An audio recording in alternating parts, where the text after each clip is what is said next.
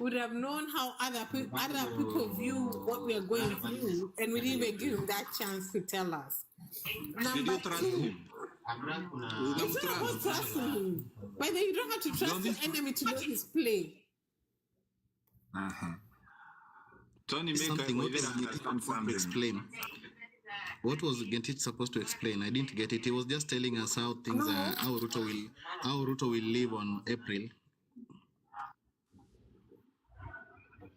I know you think I'm being punitive or whatever, and that's okay.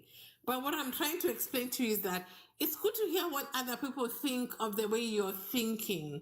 Like, number one, as everyone is thinking here, Ruto must go, he's punitive to us, he's charging us, he's doing all these things to us. Him is coming from that. Okay, I'm going to say something. Me, nilikuwa naishi LD, okay? The time during the clashes, when they were throwing kids in the churches to burn to death, I have been there where my relatives are trying to book a private plane for us to fly to Nairobi to become, people who... Let me put a point of view. Maybe you are new here. Tena na tena, make sure umetufollow so that uko updated. At least maybe utaelewa vitu mingi sana with kuhost hizi platforms za politics and different opinions from different people from different quarters. So keep it cool. Kwanza piga kasip ya Kamala. Alafu andika katot. Okay, so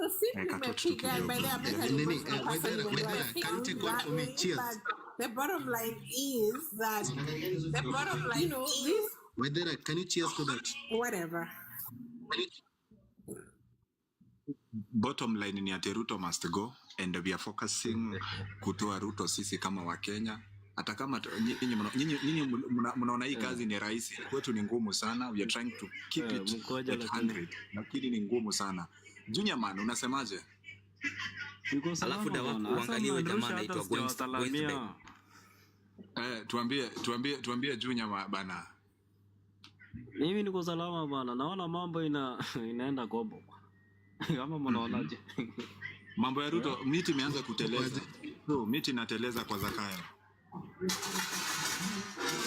Huyu jamaa anafanya mambo yake bana. Kazi mbaya bana. Na sisi tunaenda wapi? Tunavika kwa kona. Junior tumeacha kulialia bana, tumelialia sana. Amefanya yake yote. Hajamaliza, aende tu. Junior uko kaunti gani? Andy. Nandi. Canada. Good. Thank you. Guys, kama uko hapa ndo unatujoin, good. Zimetimia saa 1:05 masaa za Afrika Mashariki.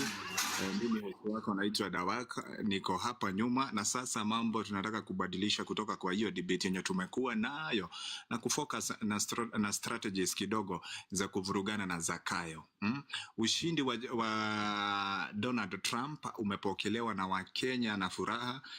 Na Wakenya hawajaweza kutuambia kwa nini wanafurahia sana Trump kushinda, wakati wenzetu wa Kenya wengine wenye wako kule wenye walikuwa wanavote wao wengi tunaona walikuwa Kamala.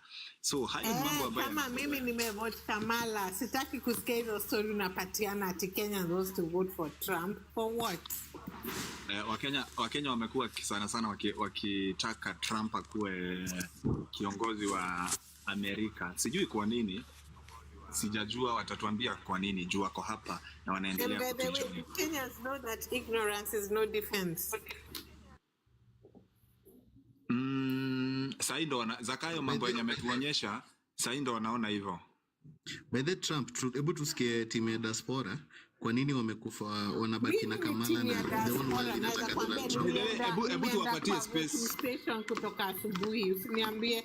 I know, and the bottom line is that as a diasporian, Wedera kawina mwodo. Kuna mtu anaitwa Moses Musa anakuita Hane hapa chini. Mose. Iko.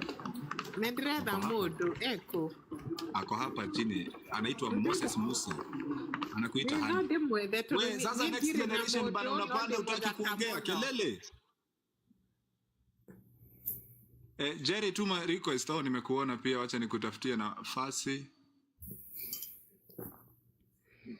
Magai. Magai wetagwa atia? Ole Ngulu. Dawak, tuulize watu wa diaspora, kwa nini walipigia Kamala Harris na sisi tunataka Donald Trump? Nataka kuwasikia. Mimi ni wa diaspora Tony, na utaki story zangu. I think tumekana wewe sana, hata unaka Mkenya, ukai msi wa diaspora sahi. Let me just put this, even though you have paid me, and that's okay. I've been in the US for the last 18 years. Almost 20 years, but that's okay. Man. If you don't think that that's good enough for me to have an opinion of what's good for me as a Kenyan in the US.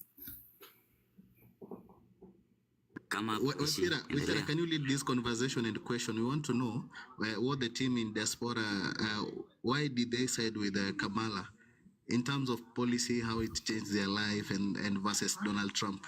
So, but I tried to tell you, Kamala had this policy where you could buy a home for 25K. Like she could give you like let's say nyumba ina cost 100,000 Kenya shillings. Kamala alikuwa nakupatia.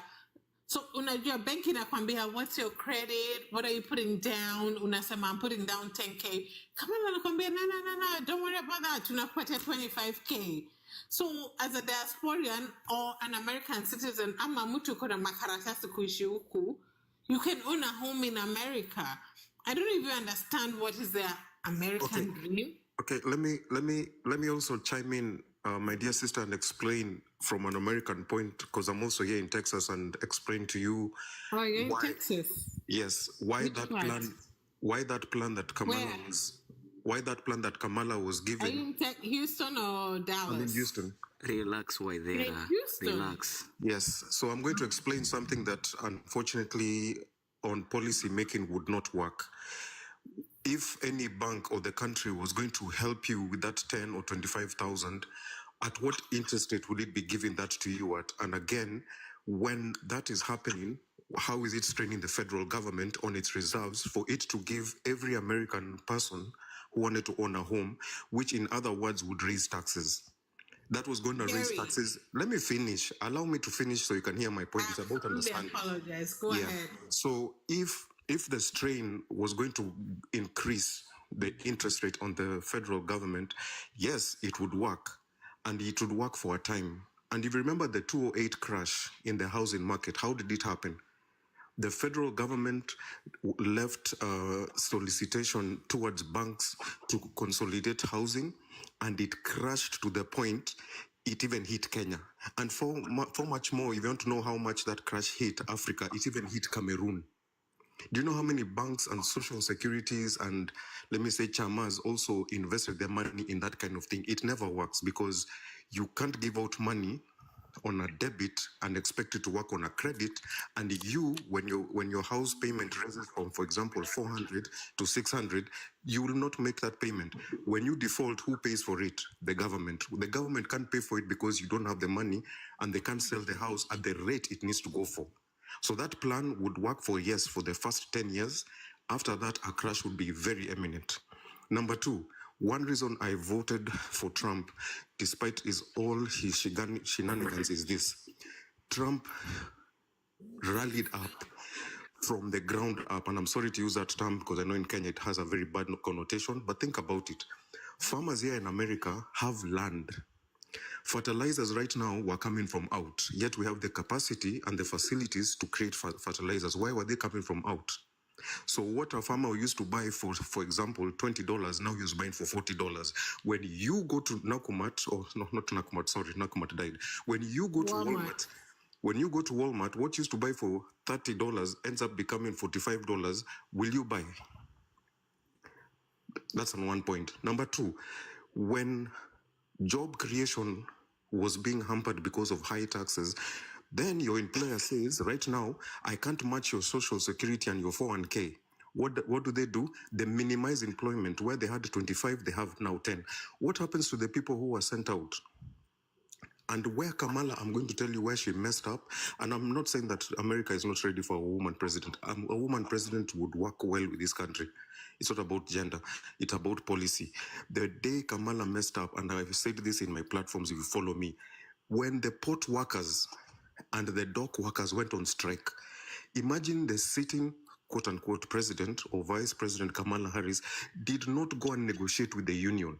She let a candidate who is aspiring to be a president to go and negotiate. And then you want to tell these dock workers that your policy is going to create more jobs. And yet the reason they were fighting was because they wanted to automate work instead of having people to work. For example, let me explain to you Kenyans what that meant. Imagine a place whereby people... Jerry. Yeah?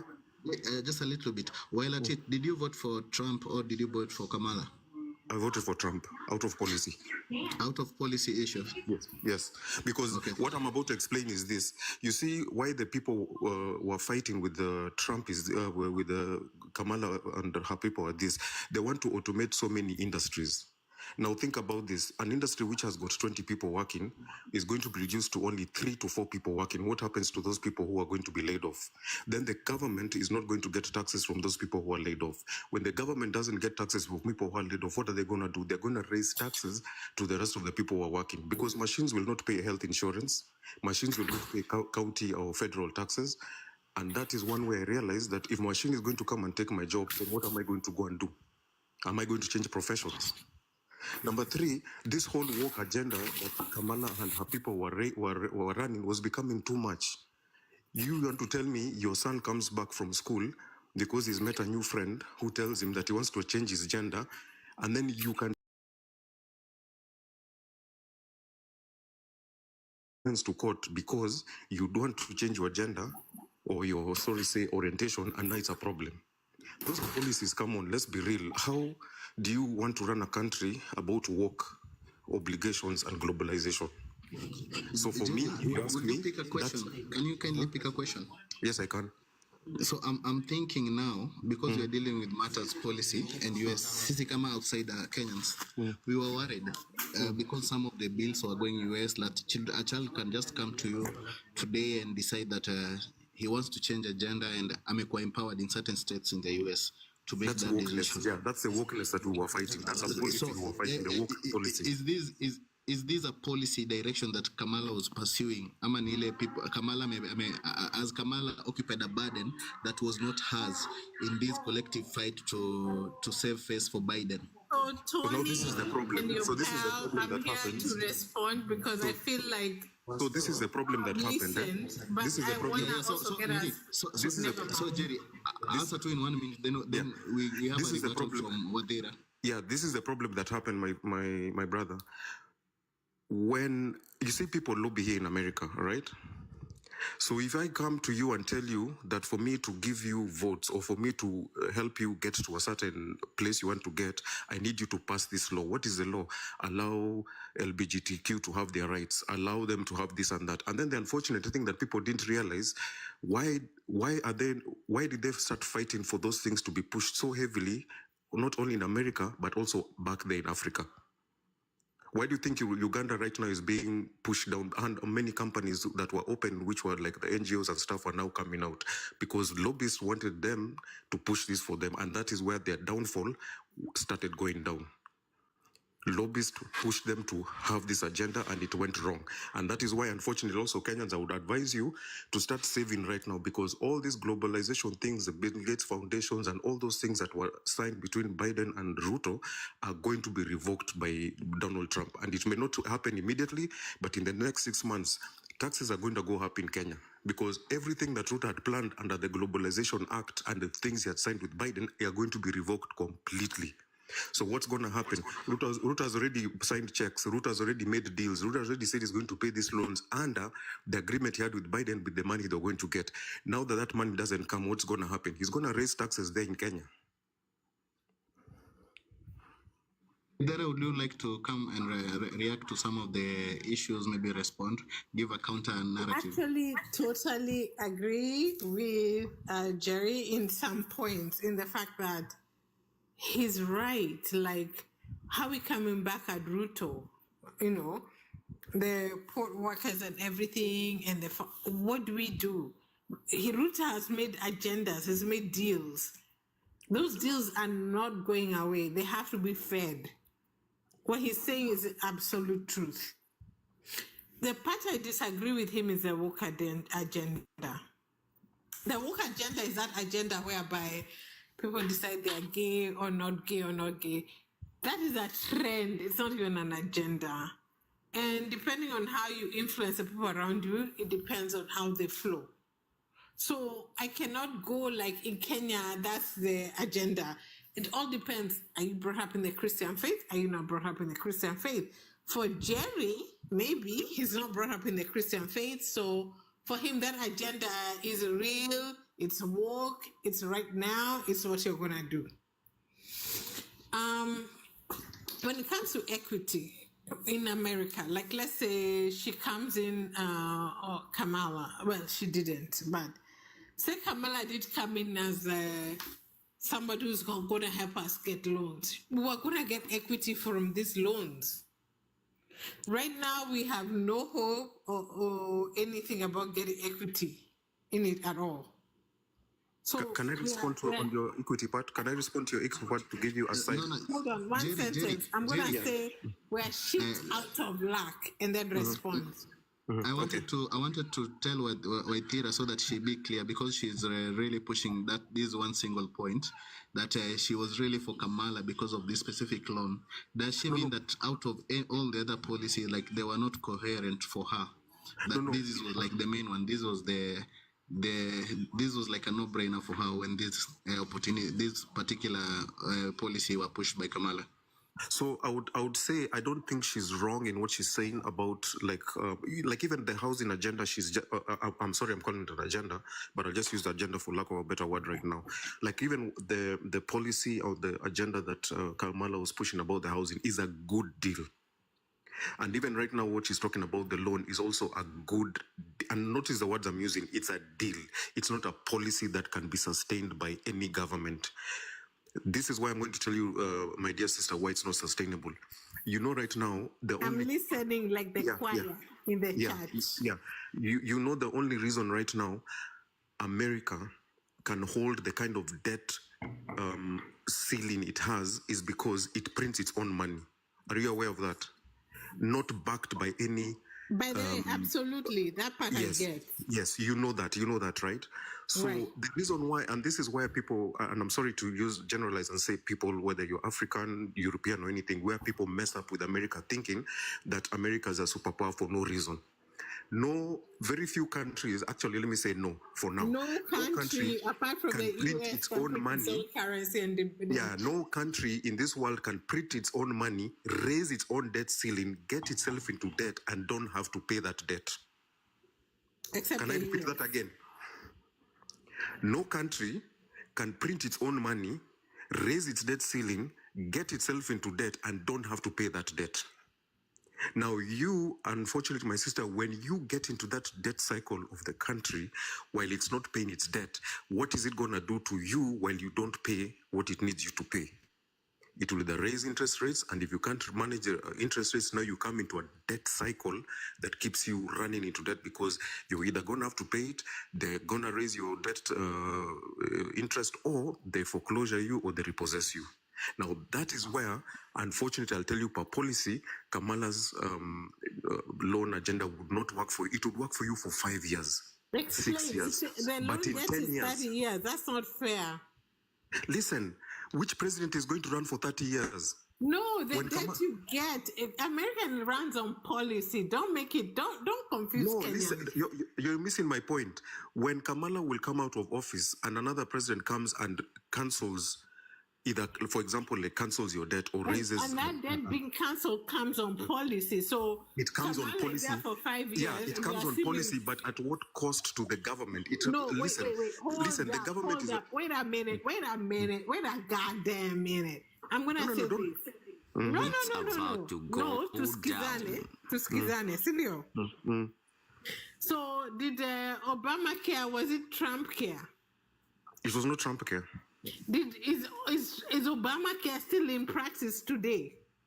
To what level? It is, but to what level? It is in every To way. what? No, you're not getting my. You didn't get my point. Hold up. You didn't get my point. Hold up. Let me ask you. Let me ask you. Let me answer your question so you get my point. Let me answer your question so you get my point. Let me explain. What currency or what income level? No, listen. What income level do you have to be in to receive Obamacare? Let me explain. No, you've not answered that question, so you can get the point of what I'm telling you. What income level? What income level? The limits are or whatever, but I'll tell you something. And I'll tell you something can be relatable. Let's listen to her. Kenyans. Let's listen to her. Please, Tell us. let me tell you, please, let's hear me out. Mimi, by the way, ended up marrying rich, but I didn't come to America rich. So, nilipata mtoto in America with what we call a deadbeat dad. Mtu ana pesa. Unaelewa? So, when it comes to buying things for his health insurance, and then Mungu piga mtu kiboko. Unakuja America unafikiri umefika. Mtoto anapata akona health issues. Hizi health issues zimenisaidia na Obamacare. Thank you. So Obamacare ameniambia I can get inhaler, ilikuwa inaniumiza machozi, nalipa inhaler ya mtoto. Namlipia mtoto $150 for an inhaler. Obamacare amekuja niambia you don't have to pay a dime. True. And mtoto anakuja home like, mommy, I lost my inhaler. And I'm like, wait, what did you do? Maisha yangu imesimama hapo. True, and that's why I'm asking. $150 was a lot of money to me. And I understand, and that's why I'm asking the question. Hold up, let me finish. Yeah, listen to her. Let's have finish. Just let me finish. Nini Jerry na Wathira, nataka turudi back, tusiende so much into policy versus nini. Tulikuwa tunauliza tu. You do you. I don't have to say more. Don't relax. Tunauliza our interest was very simple. Tulikuwa nataka tu tupate perspective ya watu wa US on if Trump is a good idea. Venye nyinyi mko ndani mnaangalia from inside looking out. If Trump is a good candidate, if Trump is a good option for nini, then Wathira alikuwa alternative. Why Kamala would have been better for her, not ideally maybe for Kenya or outside Africa. So we didn't want to go into so deep party policy issue that this guy, this, that. So we wanted just to get understanding. So my moderator, let me say something. My moderator, so you understand.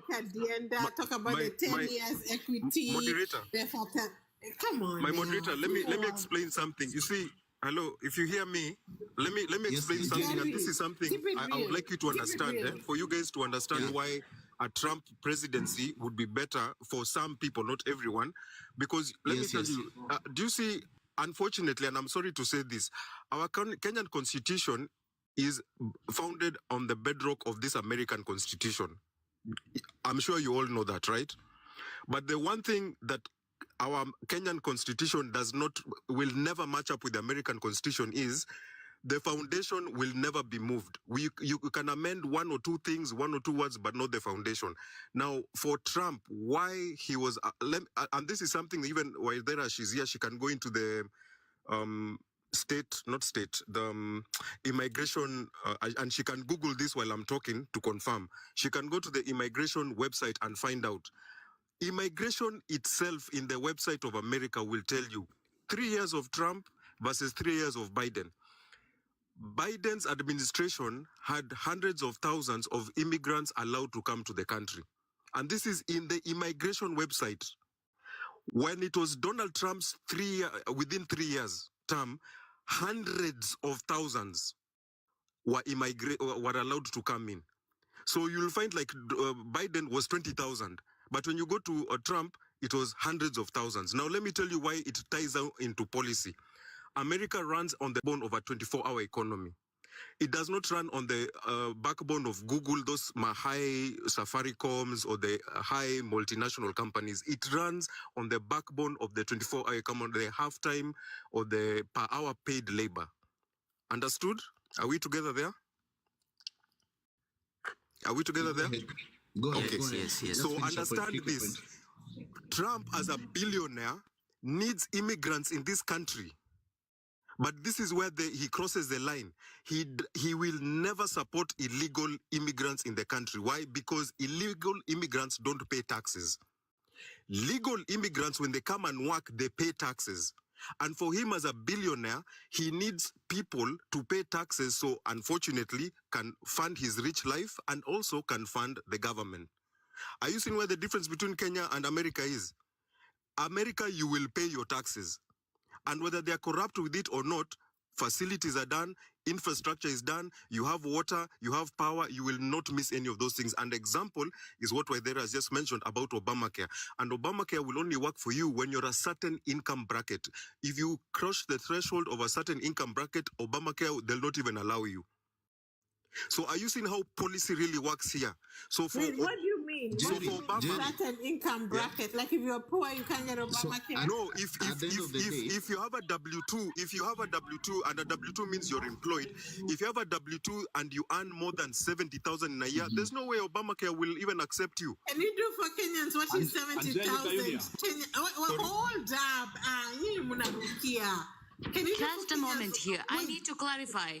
Even the undocumented immigrants, they have to pay taxes, not unless you only get cash. You only get paid Exactly. Those are the ones they don't want. The ones who are Can you paid cash. ask But him if you do your research, there was $96.5 million that immigrants paid. How much that is in Kenya money? You're missing my point. Trump is all for illegal immigrants who work because they pay taxes, but illegal immigrants who don't work, they don't have social security, they don't have 401k. How do they get paid by cash? How are they going to be taxed? Those are the ones that Trump is against. No, that's not true. Do your research.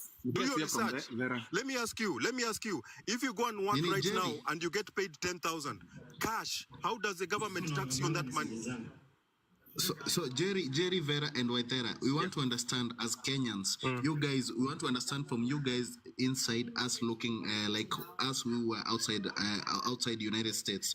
We want to know what is the effects, both positive and negative, for a Donald Trump presidency in Africa. Yes, I think this is what under the bridge Donald Trump is the president. Tony, wacha tusikie from Vera, and then Angelique. Wacha kwanza tunyaganya nani Mike, Waithera and Jerry. Just a minute, then we'll sit come back to them. That's fine. And you know what? It's okay if you're racist. I accept it because I'm beautiful. Why is she? Nekewe. Who's racist? Ngoja kidogo Waithera. Wacha kwanza tusikie dada yetu Vera na Angelique wanasema. They can influence policy. People who, I mean, you get what I'm saying. If you read the history of U.S. presidents, I mean, what is the history of Joe Biden? Really, somebody who falls down even when riding a bike.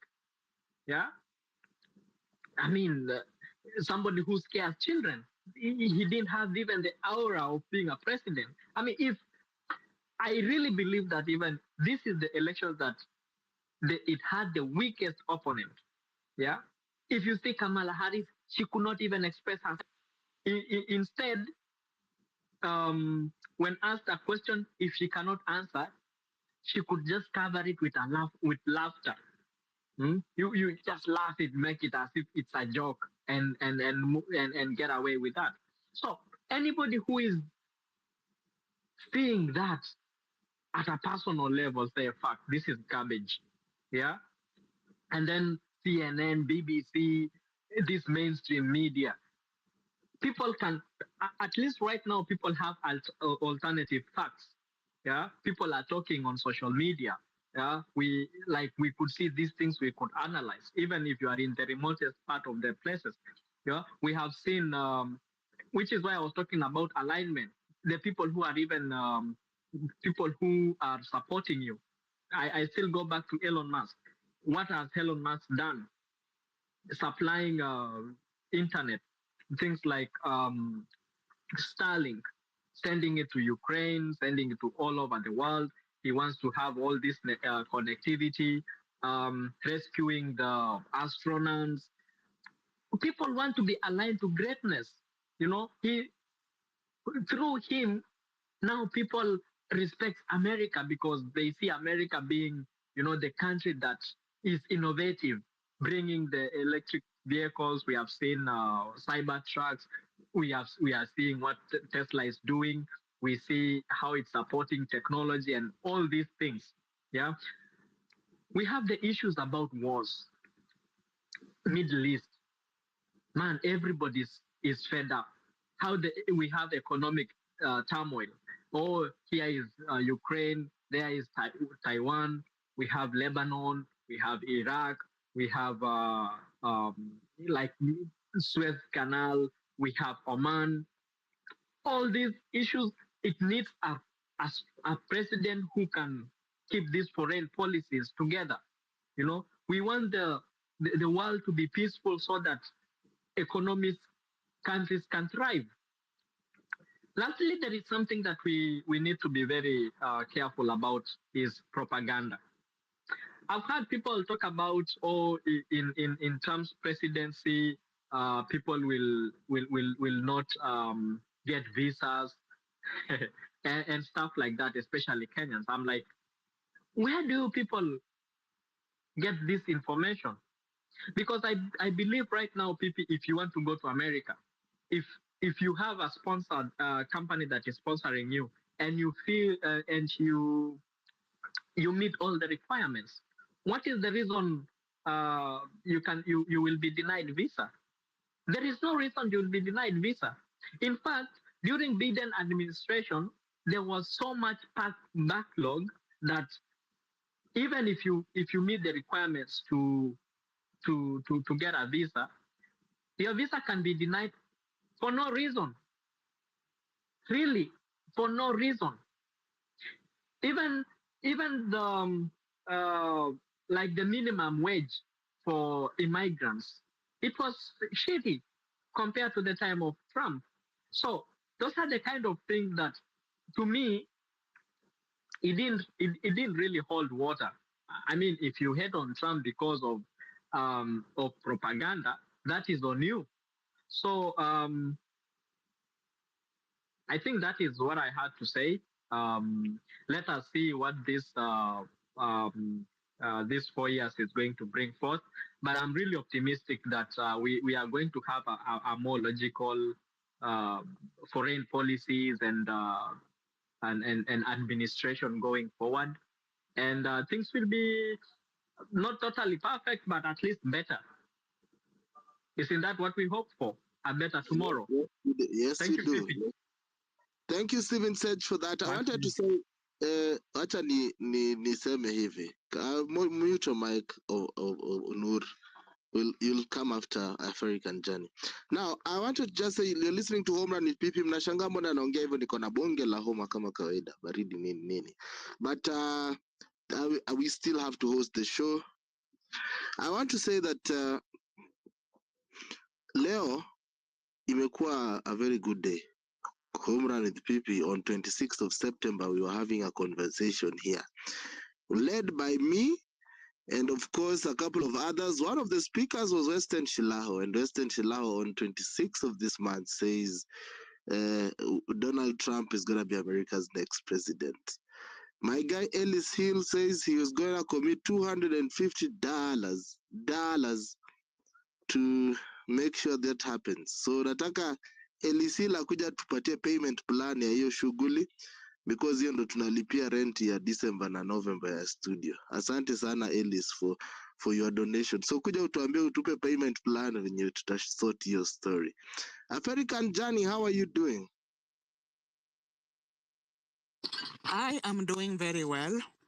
Yeah, jana ulitoroka Jana bwana. ulinichapa kiboko nikatoka. Na hiyo ni after watu wameniita majina. Yani these last 2 weeks it's been very tight. Nimeitwa mtu mwenye yuko kwa cult, nimeitwa alien, nikaambiwa niko nini una support huyu rapist, sijui racist and all these big names.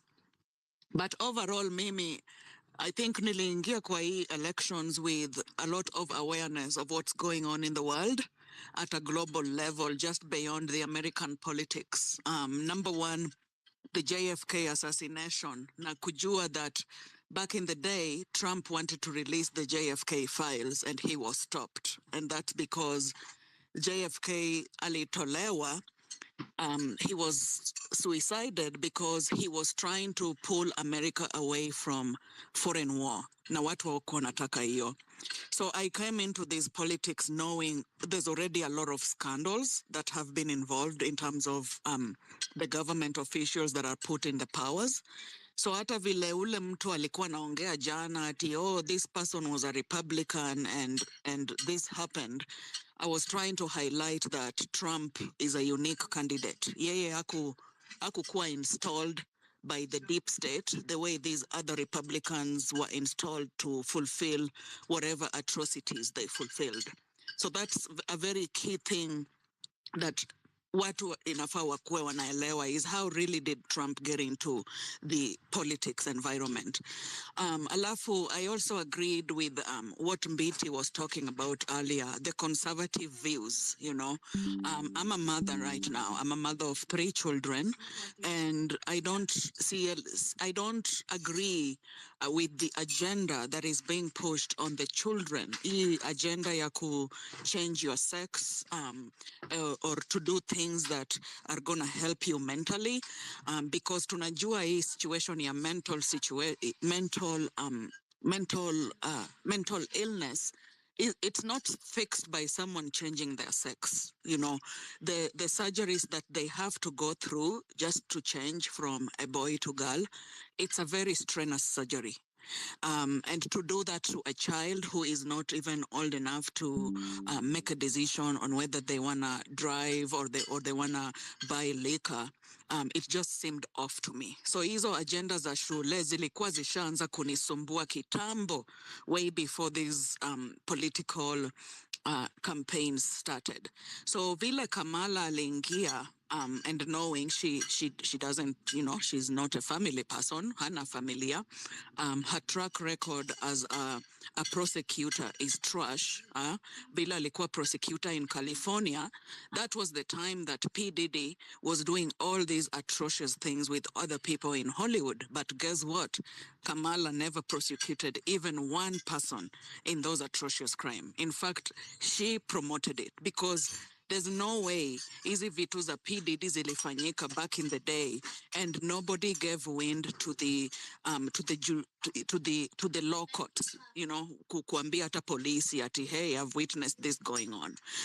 So that, and then in addition to, okay, aliandika book, Kamala wrote a book back in the day, but then right before she was elected as the nominee, akaandika book ingine.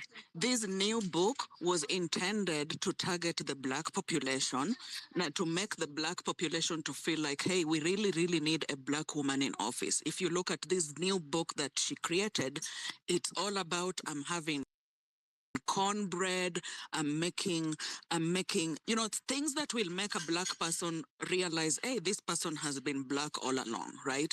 And so the headlines used to come out as, oh, we are really excited that it's not only a woman president, but it's also a black woman president. Now, unajua, we've done our uchunguzi and we found out she's not black. She doesn't have a heritage of black. Her father was a resident of Jamaica, but that doesn't make you a black citizen or a black nationality. So aliingia kwa hii environment ya politics with lies, and somebody who comes in with lies and manipulation tactics, using the blackness, using the womanness to manipulate us to think that she is going to fight for our rights when she cannot even manage her own affairs in her own corporate office. We've had, I don't know if you guys have heard, but this is what I've heard of the employees who've worked for her in the past. People have quit on her because she's just not a good leader. So how can you take somebody who is a mismanager and then you put her in charge of a country?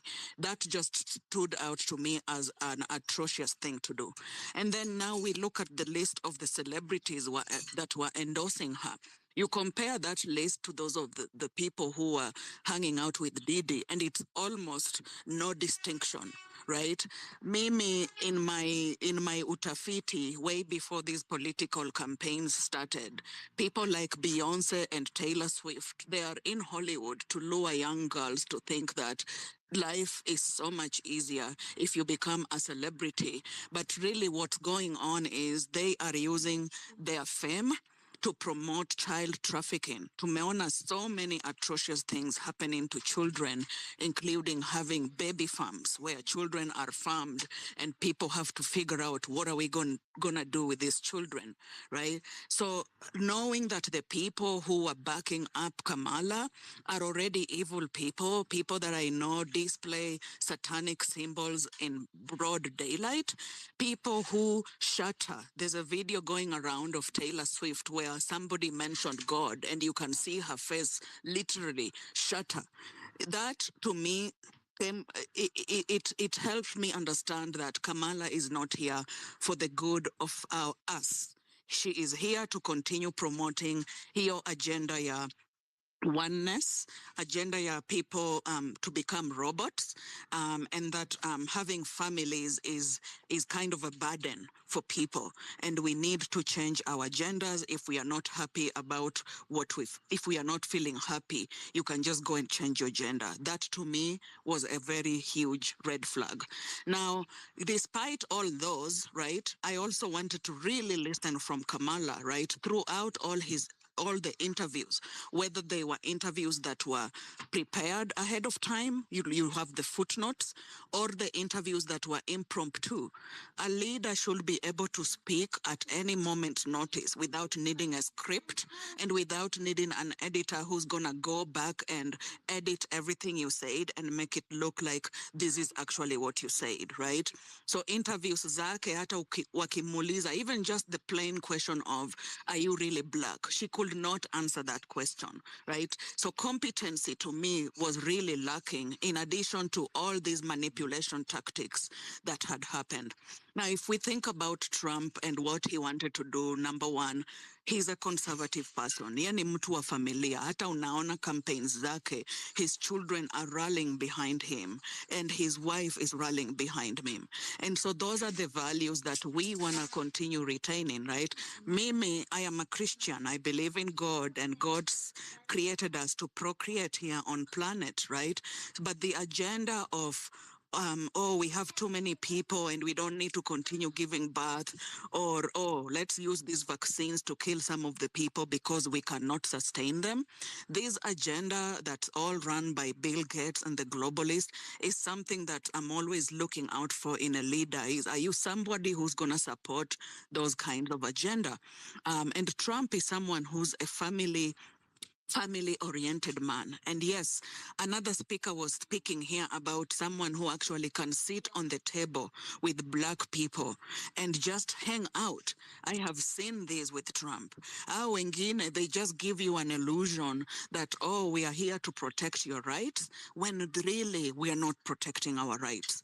When I move into abortion, utafiti wangu about 3 years ago, when I was looking into abortion, there's something here in America called Planned Parenthood. These are clinics where young children, young girls who accidentally get pregnant or hawataki ku keep the baby that they have, they go into these clinics and they get services to remove those babies. Now, guess what was happening to the baby fetuses that were getting removed from these people, which majority of those people ended up being black people, because ukiangalia the location of these Planned Parenthood clinics, they were strategically placed in areas where the black population were living, so that it's so convenient for you to just say, nimepata mimba by mistake, e clinic is just 10 minutes away, let me go and take care of this thing and not have the burden, right? And you guys, I don't know if you're aware of the bigger agenda by Bill Gates, where he said that a certain race doesn't need to continue existing in this planet, right? Vile alikuja Africa, akaweka sterilization medication in the vaccines that they were giving to women back in the day. That was intended to ensure that the black population doesn't continue to produce babies and continue to habit this planet, right? On the other hand, what he was doing here with the Black Americans is strategically putting these Planned Parenthood clinics in their neighborhoods so that, you know, it's so easy for them to just go in and get rid of that baby, because guess what? We don't want too many of those black babies to continue growing up in this country. And the other ugly thing that was going on in the Planned Parenthood is when these fetuses were aborted, they didn't let the people know that we are actually going to use these for experiments. Easy experiments, if you look into it, you will walk out of that research with your head really shaking that what are we doing to the population of the world? So mtu mwenye ana rise to power, hana familia, na watu wenye wanamwendos ni wale wenye hawataki familia, wenye wanasema it's okay for a man to just, for a woman to just change into a man, and for gays and lesbians to continue thriving because that's the way to show each other love. That is a red flag, because I personally, nawambia, I have lived with people who have transformed their genders. I lived for 1 year in what we call a commune. These were people called the hippies. They were people who, some of them, wametransform physically. Unaona mtu alijikata matiti, mtu, you can't even tell what this person even looks like. But the thing that stood out to me was, despite mtu change their gender, they are still depressed. They're still overweight. There are still all these things that they were running away from because they thought they were misgendered. Now, I also know that scientifically, there's a certain percentage of people who can be born with the wrong parts, right? And that's scientific. But our tu wenye wameamua, stress imenishinda. My mother was a runaway drug addict, and I grew up with child trauma. Therefore, I think I need to change my gender in order to be happy about myself and to feel accepted. That was just a wrong thing that they pushed onto people. If you look at corporations, we had people, we had corporations like the Disney.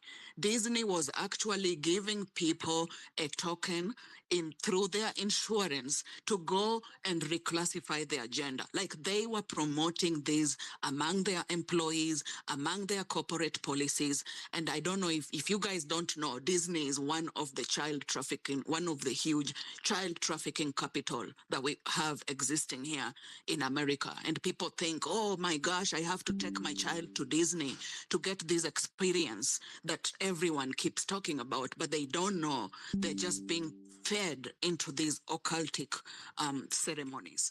So I had put all these things together. Na vile nilisikia that Kamala is getting installed. And by installed, I mean Obama made the call. Obama is the one who was just trying to continue to call the shots with how the Democrats were going to continue running this country.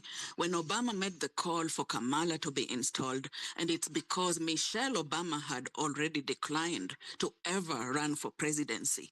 And so these tactics zote vile niliziona, and then on the other side, they were trying to impeach Trump, they tried to assassinate him, they tried to peg so many things on him, na huyu mtu still rose up. How could Kamala have so many endorsements from big people, right? Wameita kina Beyonce and Megan Stallion. They are all twerking on stage. They are paying black people $50 to get in a bus to go and fill up the arenas.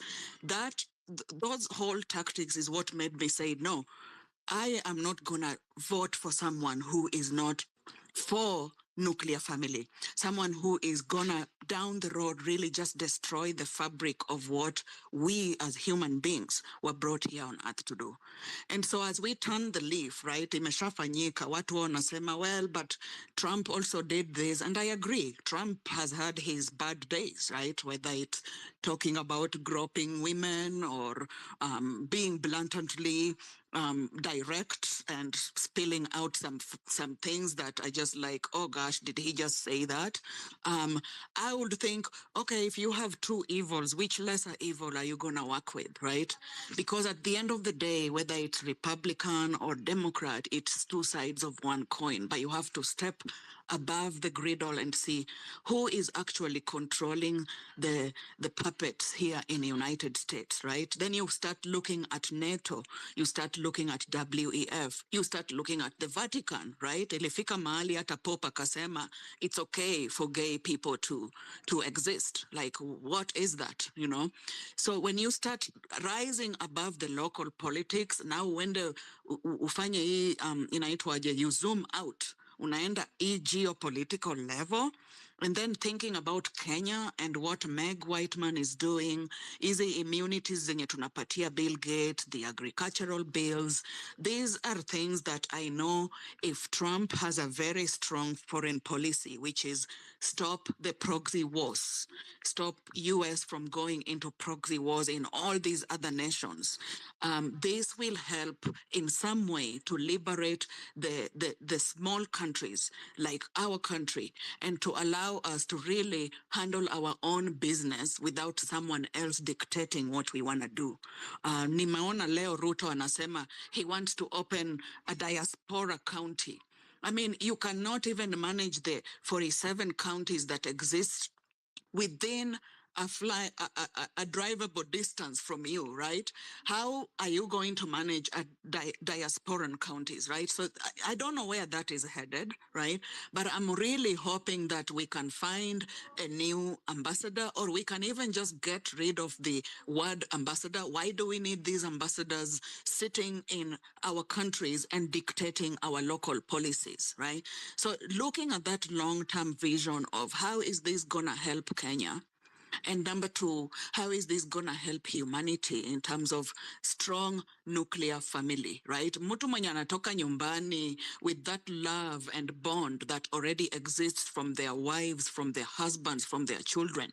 Someone who gets out of their home with that kind of love in their heart, akienda uko nje kwa biashara, kwa shule, whatever they do is always magical. It's always positivity. But when wamekuwa too stressed at, I think I'm just gonna try this gayness or this lesbianism, I'm feeling less of myself. These are people who are not gonna go out there into the business world, the school environment, whatever it is, and shine because they're already feeling like they're not really capable of doing anything. So I am really looking forward to the next steps. I am hoping they can release the JFK files because watu wengine wanasema ni conspiracy, and Trump is really determined to allow people to really understand what happened during the JFK assassination, and more importantly, why was JFK taken out? Because once people start understanding how America is being used, then it's gonna be easier to have conversations like this. But sahi, watu wamekwamalia tu hiyo mambo ya abortion, or huyu ni black person, watu walikuwa wananiambia how can you as a black mother talk like this? You know, there's all these accusations that come, but nobody was really giving me factual responses pertaining to what I was telling them. I want him to release the Epstein files, right? Epstein is just like the PDD. Epstein worked with a lot of elites, especially in the political world. I suspect even Obama was involved in that. And there was a lot of atrocious things that politicians did, and they didn't get accounted for. I mean, we see here in Kenya, politicians just get away with things like it's just easy. And that's because they are learning from their mentors in the West. I want him to release the Didi list, right? Hii mambo ya Didi iendelee mbio. I spoke about earlier how Kamala was the prosecutor in California during the time when all of these things were going on. Na hakufanya kitu, yet now she wanted to come out and say, I'm really gonna fix this country. And she has already been a VP for 4 years. Na tumeona vile the country has actually gone backward in the last 4 years, right? Alafu, I want Trump to also really step in on that foreign policy and tell NATO, tell the powers that be that, hey, America needs to build America better. And so America needs to focus on its local politics so that other countries can also figure out their own things. We have a lot of smart people in this country. Wengine wamekuwa poached already, with the brain drain. And as sasa they're starting to poach our casual laborers, right? So I think the foreign policies will really allow other nations to start figuring things out for themselves. And as we can already see with the Genz movement, with the things that are happening in Burkina Faso, we can already see in Africa, there's a rise and a change in how the politics are run, where people are saying, no, we don't want France to do this. We don't want British people to do this. We want to be able to take ownership of our own things, because truly everything began in Africa, right? If you look at when America was born, America itself had to fight for its independence from the British, and then it expanded. And then the globalists came in and started using America to taint everyone else. So I think this is really good on a global level. And it's also good on a local level. What I'm really hoping is that people may move past this, or he's the one who won, and so now I'm sad, or I'm waiting for 4 years to come so that we can change the track, versus people really waking up to understand the policies that have impacted them, and to realize that all along it's been a ride, and it's time to change things. So I'm really grateful for the space leo. Jana nilikuwa nimewaka kabisa. Hata ule mwenye alikuwa anasema we should continue relying on products from China. I'm like, what the fuck? Do you know that there's child labor going on in China to make that product cheap for you to bring here in USA or in other places? Like, if you don't understand how the supply chain works, how are you just going to come here and tell us, oh, we really, really need to continue relying on the Chinese products? So your spirit of discernment, which is something that someone once talked about in this space, we need that spirit of discernment where nobody has to tell us what's going on. You have that gut feeling of, okay, this is what I feel is right, and this is how I feel I'm going to go about my voting strategies or how I look at these candidates. I think that spirit of discernment is needed, not just in America, but also here in Kenya with what we see going on. So thank you so much for this space, Peter. All right. Thank you so much, Aferi, for that submission as well. Ladies and gentlemen, it gets us to 1 minute to 8 p.m. East African time. We still have 1 hour of spaces, of course, before we call it a night here on Home Run. And today we are talking about Donald Trump as the 47th president of the United States of America. What does it mean to us? And there was a guy who wanted to speak, but ameenda namwona ndio huyo hapo kwenye list na bwana Zakaria Nur. If you want to, if you can still come to the mic and talk to us. Ladies and gentlemen, there is so much information that we are getting on this country. You know, on these spaces, it is so much information. But I'm glad that we are able to sift through it and also call bullshit on them. And I'm really glad that we have people also in those countries that who can actually tell us what is happening. How are you doing, Bwana Zakaria Nur? How are you doing? Hello, yes, Mr. PP. I'm good. How about yourself? I am well, I thank God. Talk to me. Yes, man. It's really a good day that Trump has won. Well, so many people have spoken and said everything to say. So I don't think I have anything else to say. But it's really a good day for even the geopolitics of the world.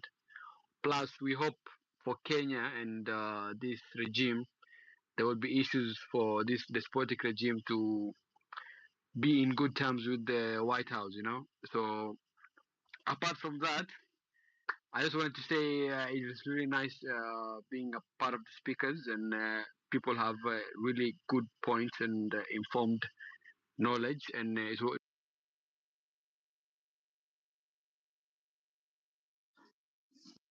was nice. And Okay, thank you so much for that, Zakaria. See, your mic is muted. Calvin, habari yako? Fifi, tuko aje huko? Niko poa mzee. Fifi ni nani jamani? Ah, anyway, how are you? I am well, my brother. Talk to me. Yes, so I'm very impressed with Trump. Trump. You know, Trump is a serious candidate, and Kenyans must learn what Americans has done. Americans is a very grateful country, and Kenyans should now style up because of leadership which those people they have. But how we are now governing ourselves is very pathetic. So if we can stand firm and say no, no, no, no, no to such a business which cannot take us anywhere, I think Kenyans can go better. So according to me, what we can say is that let us have civic education. Let us have civic education because so many people they don't know what they are doing. Some people are just doing things because they are seeing others are doing. But when we have proper civic educations, youth will know what is the importance of democracy, what is the importance of the constitution, what is the importance of the way. I think if we have those things, Kenya can go very far. But so far, we pretend that the top leadership is left for some individuals. According to me, it is no. Leadership is not about age. Leadership is in brain, is how you organize yourself. Even you, where you are here, today you can be the president. And nobody can tell you that you cannot be the president. You can be the president. So if somebody is telling you that so and so should be the president and so and so should be heard, you cannot be heard. My friend, you are pretending. You are pretending. So Kenyans should style up. Kenyans should style up. And same to this, we person as the people in this group, we must have some channels on how we can reach public because the issue of the constitution amendment, you can see the issue of the constitution amendment, but amendment must be done in this our constitution. It is good to be done, but I doubt the procedure which some people are going to do amend this constitution, because if the constitution is going to be amended by the same brains on a table, my friend, I'm telling you, nowhere will go. So I'm telling you, millennials and the Gen Zs who are here, let us combine our brains together. Personally, I was trying to draft some chapters in the Constitution on how the Constitution can work. Because so far, the Constitution is articulated that we must have the CS devolution, and we don't have that CS devolution. That is the misbehavior of some individuals. Why we are not working with the constitution? You see, the Mudavadi is now the CS, the cabinet, prime cabinet secretary. It's not in the constitution. It's not in the constitution. Why can't we organize ourselves so that the post of women rep to be deleted, the post of nominated MCS, MPs should not be allowed, because this is a waste of money. This is a waste of money, totally. According to me, even the issue of having the running mate as the presidential running mate, there is no need of those. Huh? We should have the criteria. Even speaker can help the president in running the government. But how we are doing our things is not pleasing, because this country is a country where so many people have put their brains on somebody, on their own people, that I'm praising somebody. When somebody says this, I do this. When somebody say go and kojoa kwa kichwa ya Pipita, I'm sorry, hiyo jina lako inanisumbua kidogo. Enda ufanye hiyo, wewe unaenda tu, maana you don't understand what is the meaning of that. Let us have sense. Let us have sense. Let us have sense. Finally, by the time I was a student leader at Mawego National Polytechnic, there was so many routes in the school. But when I sat, I talked to the administration. I told them that, what is the problem? Why these people, they keep on demonstrating in the school? Principal told me, he don't know. I called some individuals. They told me that we have fake constitution in the school. And me, I'm really still congratulating my principal, because when I met him, I told him that this issue, we must amend the constitution.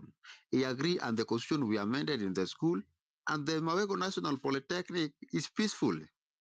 People are really enjoying, even if you have kids here, allow your student to go to Mawego National Polytechnic to meet Dr. John Abuto. He's a really leader, because that is how we organize our things. So you, where you are, when we want to do what is necessary, we must put our brains together, and you must accept that you are a leader. Don't allow somebody to lead you before you organize yourself. Organize yourself and accept you are a leader. So even if somebody is coming to you and telling you this is good, and you have a sense that this is bad, tell that person this is bad. That is how people should work. That is why you see Americans are very mature. Barack Obama stood up and said that Kamala Tosha. They say, we are not with Kamala. There's something we have seen. We don't want Kamala. Huh? That is how leadership we must grow up. We must grow up. And let us not have a brain where we are preaching some political parties. There is no need of preaching political party. Preach leadership in somebody. If somebody is clever in leadership, preach that leadership. Don't go for somebody because somebody is UD and ODM is around. Now you are preaching them. Those parties. Those are parties which you cannot preach. Preach somebody who can work hard and somebody who can deliver to the nation. Because this country need brains. Need brains, not just people who are just talking carelessly and they don't care that somebody is somewhere. Let us be mindful to our talks. Let us be mindful to our talks. So please, I urge you, ladies and gentlemen, make sure that you amend the constitution in a proper manner and organize yourself so that we will go far. But if you don't organize yourself, my friend, hii shida inasumbua watu Uganda hii. Itakuwa tu hapa na mtasumbuliwa milele na milele. Na ninawaambia mimi, msipojichunga, mimi nataka niwaambie, hata wacha niwaambie watu wa ODM pali wako.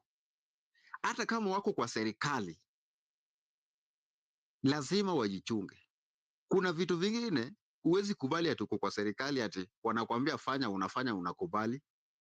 Kama hii extension of term limit of president, unasema yes. Sijasema wamesema yes, hiyo ni kwa mfano. Wakisema yes, ikuwe hivyo. Ujue ya kwamba hiyo vita ambayo umepiga mwenzako, sheria ambayo umetunga ya ujinga, ndio itakunyanyasa. Saa zingine kama kiongozi, hata kama mtoto wa adui yako amekuja kwa meza na amekuja kukuomba fee, unilipie hii fee, uacha kupigana na huyo mtoto. Saidia huyo mtoto, lipia yeye fee, maana hiyo vita yako na hiyo mzazi wake, hiyo ilikuwa ni yenu. Wacha kuweka shida kwa huyu. Kwa hivyo nawaomba mujue ya kwamba sheria mnatengeneza na mnakufa, na watoto wenu mtawacha hapa, watakuwa na shida. Hiyo ndio kitu ambayo nataka kuweka kwa akili yenu. Muwe na siku mwema. Sitaki kuenda mingi sana. Asanteni sana. Asante sana Bwana Calvin Otula for that submission as well, and also for your good work down there at Mawego. Mtu fulani, yes. I see you there, talk to us. Mtu fulani, how are you doing? Niko. Talk to me. Mali kuna kelele kidogo. Unanisikia? Ya, nakusikia. Sasa nilikuwa nasema okay, huyu jamaa kama ameongea, can we please as Kenyans stop copying the US? Yes. Because ni kama watu wengi wajui vile uchaguzi ya US inaendanga. Electoral votes ndo zinasema, sio popular vote. So even if Trump won the popular vote, hizo mamilioni na mamilioni ya makura, and the electoral vote was against him, he would lose. So that's why this time amechukua both electoral and popular votes. Kuna vitu mbili hapo, ni kama watu wengi wajui, even Americans themselves they don't know. Electoral votes, ukifuata history yake, just go look at them, just do some little research on electoral votes, what they are and how they count as far as the US election is concerned. Utapata the background of electoral votes is slavery. There was a bit of horse trading when those things, when black people were in the US were allowed to vote. So please, tafadhali, US is not a democracy to copy. It is not an example. We need to come up with our own solutions, Kenyan solutions to Kenyan problems, African solutions to African problems. Hii mambo ya US tuachane nayo tafadhali. Please, I am begging you Kenyans, stop. The 50 of people who are here, wachane na mambo ya US. Let's just observe. Yes, we see what's going on in Nini, but I doubt the foreign policy will change. Foreign policy, US interest, US is backed by corporate. US is a corporatocracy. It is not a democracy. Whoever tells you that democracy is a liar. US is controlled by corporations. Ndo kusema. They even bring their armies, their military, to places where corporate organizations zao zimeshindwa. In memorial, in history, look at the history of the CIA, how they go and they topple over presidents who don't agree with the agenda. And if you see why they're toppling those people, those presidents, is because they refused a certain agenda by a certain corporation. So the corporation runs back to the US and brings back the military. So, chungeni sana. That's not what we want. If you are for that, we might as well be dead, because we'll be wiped off of this. Tutaingia machain and we become slaves to this country on our own soil. That is where it is going now. And it's not only Kenya, it is happening in the west, south. Sisi ndo tumechaguliwa east. Sisi ndo guinea pig wa east. Uganda wamechanua kidogo, naona wanataka kuingia BRICS. Sisi ndo mafala. Tukiwa hapa na TZ, tunauziwa jinga, woga, kuuza mashamba yetu bure bure. Tanzania wanafukuza Masai huko Serengeti, sijui Waarabu wamechukua mashamba, they want to go and game hunt. Sisi mashamba yetu huku game reserve zimekuwa place ya mining na hatupati kitu yote kutoka hiyo mining. So please, we don't want to go into all of that, but please Kenyans, let's maintain focus. Let's maintain on our problem. The US, stop waiting for that messiah. Donald Trump is not a messiah. Donald Trump has his issues in the US. Let me cut you. Nothing. He called us. Wacha nikukate kidogo. Wacha nikukate kidogo. Let him land, Calvin. Yeah. You'll battle after. Continue. Yes. No, it's okay. It's okay. Let's have it. Let's make it interactive. Let him say what he wants to say. Calvin. Bwana Calvin, you have something to say.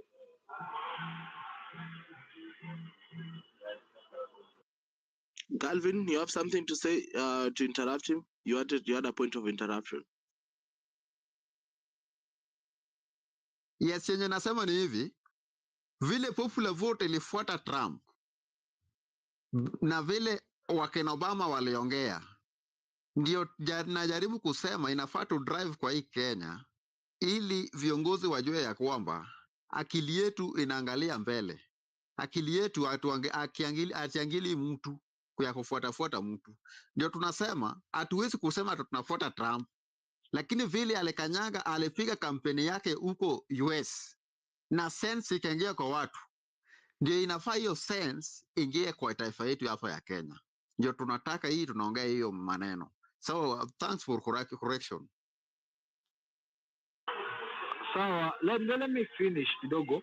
Huku, what are we seeing in our constitution? Our constitution has not been implemented fully.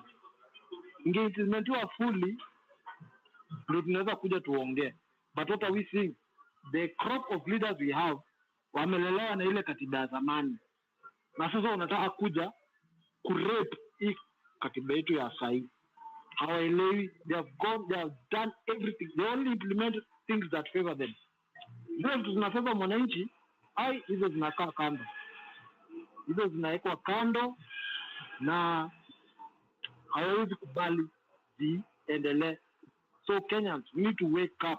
This constitution needs to be implemented fully so that now we can talk about amendments. Yes, kuna vitu 1-2 zinafaa kuamendiwa. Hiyo mambo ya women rep, hiyo position haina maana. I think we have reached the time, and even the people who wrote the constitution were not envisioning it for it to be there forever. Inafika mahali inafaa itolewe. So let's remain objective, let's remain serious, tuangalie hii nchi yetu. Na sasa tunakanyagwa kukanyagwa. We did not finish with Mr. Must Go on 25th. Now it's coming for us, all of us, even those who don't think these things will affect you. Naona hapo KRA na email. KRA is not the target. Email is something that is meant to track you. It's not about collecting your transactions. Your transactions are just a bonus if they manage to do it. But email is surveillance. Uko wapi? Unaongea na nani? Unatumianga nani message? Unapigianga wazazi wako mara ngapi? Unaongeanga na so and so mara ngapi? If you disappear, where can we find you? Unaendanga wapi? Those are the kind of things they want to find out. Ukitoka nje nchi unaendanga wapi? You are roaming. Yes, we want to know where you are, where you go. Yeah, you come back. Ongea vibaya juu ya serikali tukukujie. Ni hiyo tu. Sawa, Bwana Vipita, endelea. Yeah, I hear.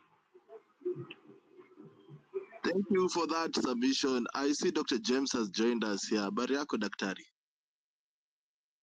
Niko sawa pipi, unanipata? Nakupata loud and clear. Niko safi sana, imekuwa siku nyingi sana sijakuwa X, so I really thank you for the opportunity to give us a space to converse as usual. And as usual, I'm very happy that you have the time, the capacity to hold us here. So I thank you so much. So watu wenye wanaona tipja pale juu fanyeni pipi hivyo. I want to thank mtu fulani kusema some points that I wanted to mention, because I want to say some themes, but I'll go back to the point that he just made. That while we can discuss this topic, how we're discussing it, we have to remember that our politics and the US politics and even economy are so much different, so vastly different, that we cannot even draw any causations or any proper takeaways in terms of, hey, this is what it implies in terms of Kenya and Kenyan politics and wellness. What am I trying to say?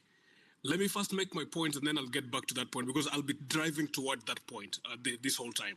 Anytime umechapwa kichapo kama hii, right now, the last time I checked, it was 277 versus 224. Hiyo ni kichapo. That is a statement. Meaning that there's something that the Democrats missed big time. Now, if you're going to discuss this matter, you're going to discuss it in terms of, okay, well, what is that they might have missed? My assessment is, number one, they might have missed the point that by the time they brought in Kamala as their leading candidate, it was already too late. Already the world had already seen, or America had already seen, that Trump is above and beyond way better in terms of coherent physical wellness and even just strength, period, to lead the United States. Wakaleta Kamala, but it was already too late. That's number one of the things that I can look at in terms of diagnosing what this is. Number two, it could also be an issue of, okay, well, Trump, with all his rhetoric. And if you really follow Trump, and people who live in the United States know this, his language, the way he presents, the way he talks, the way he does say things that are wrong, regardless of where you are, regardless of whether you're Democrat or Republican. So the point that I want to drive home here for people who don't know about American culture is identity politics matter in the United States. So what I'm trying to say is that anaweza kutukana wa mama, anaweza kutukana immigrants, anaweza kutukana sijui nani, anaweza kutukana watu poor, anaweza kufanya nini, but identity, his identity and people that identify with him, still Trump, you see Trump jina yake, but ile Trump ya kuwa more than, still is more influential than people overlook all that stuff, which is fact and he has done. And they overlook that because his identity and what they think he stands for, he represents, is more important. Do with that information whatever you want, but you can ask for clarity later if you're concerned or you care for that question. Another thing, in terms of some parallels we can learn here. Number one, imagine jana elections iliisha usiku jana. Leo tayari most media houses are calling it, and people know where this is going. Presidents are sending congratulations across the world. Now imagine our system, and this is what Mutuflani is saying. Our own electoral system is such a mess that we cannot even try to say, okay, well, this is what we should do.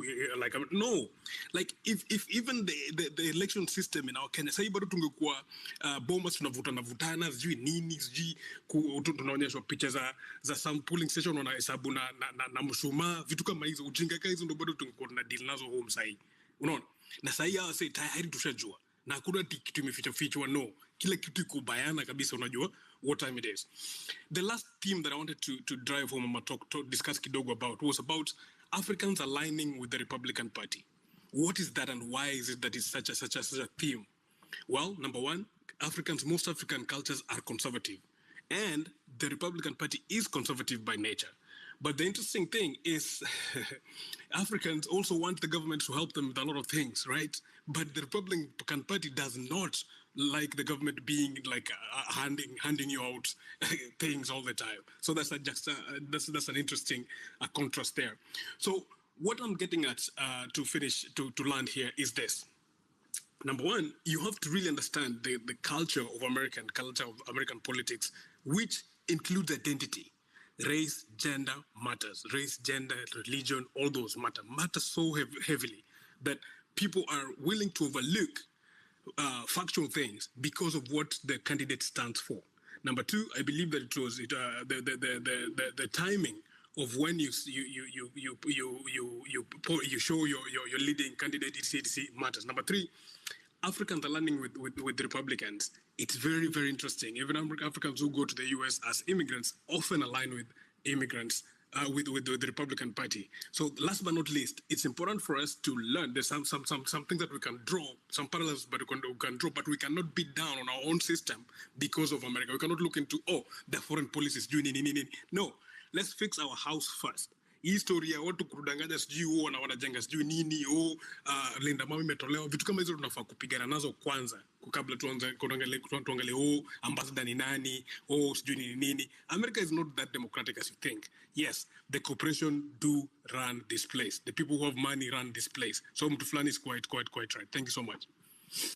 Thank you so much, Dr. James, for that submission.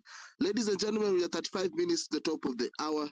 Thank you so much for tuning in here on Home Run with PP. I see Geodesic is back. I'll let Geodesic talk to us, then I'll go to Ismail Luther. Geo. Jambo mzee. Poa PP. So nimesikia story mtu fulani amesema hapo, which ni very true. But again, I think we cannot run away from the US anyway. Ona venye vitu wenye the current ambassador ametuweka. Like a lot of deals, hata tuseme hata finance bill yenye ilituweka streets. Most of whatever was happening in those bills, it was not because I don't think any other Kenyan MP can even, most of them didn't read those stuff. And it is not because they didn't want, because they were fed those information. And it didn't come from an African angle, I can say. Most of it ilikuwa derived by this monopolistic organization kama Bill Gates, hizo finance and any agricultural bill, health bill, who is the biggest contributor to WHO, the USA, who is the biggest contributor in the NATO, wenye sahi tuko non-party member, kitu kama hiyo, the USA.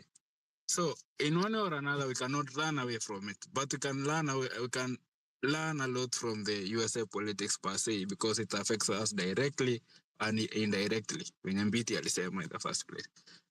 Okay, angalia like the policies, they matter. The reason why USA sometimes are considered like bigger democracies is because these institutions in a work, kama the judiciary. Ona what our judiciary inatufanya sahi. There's nothing.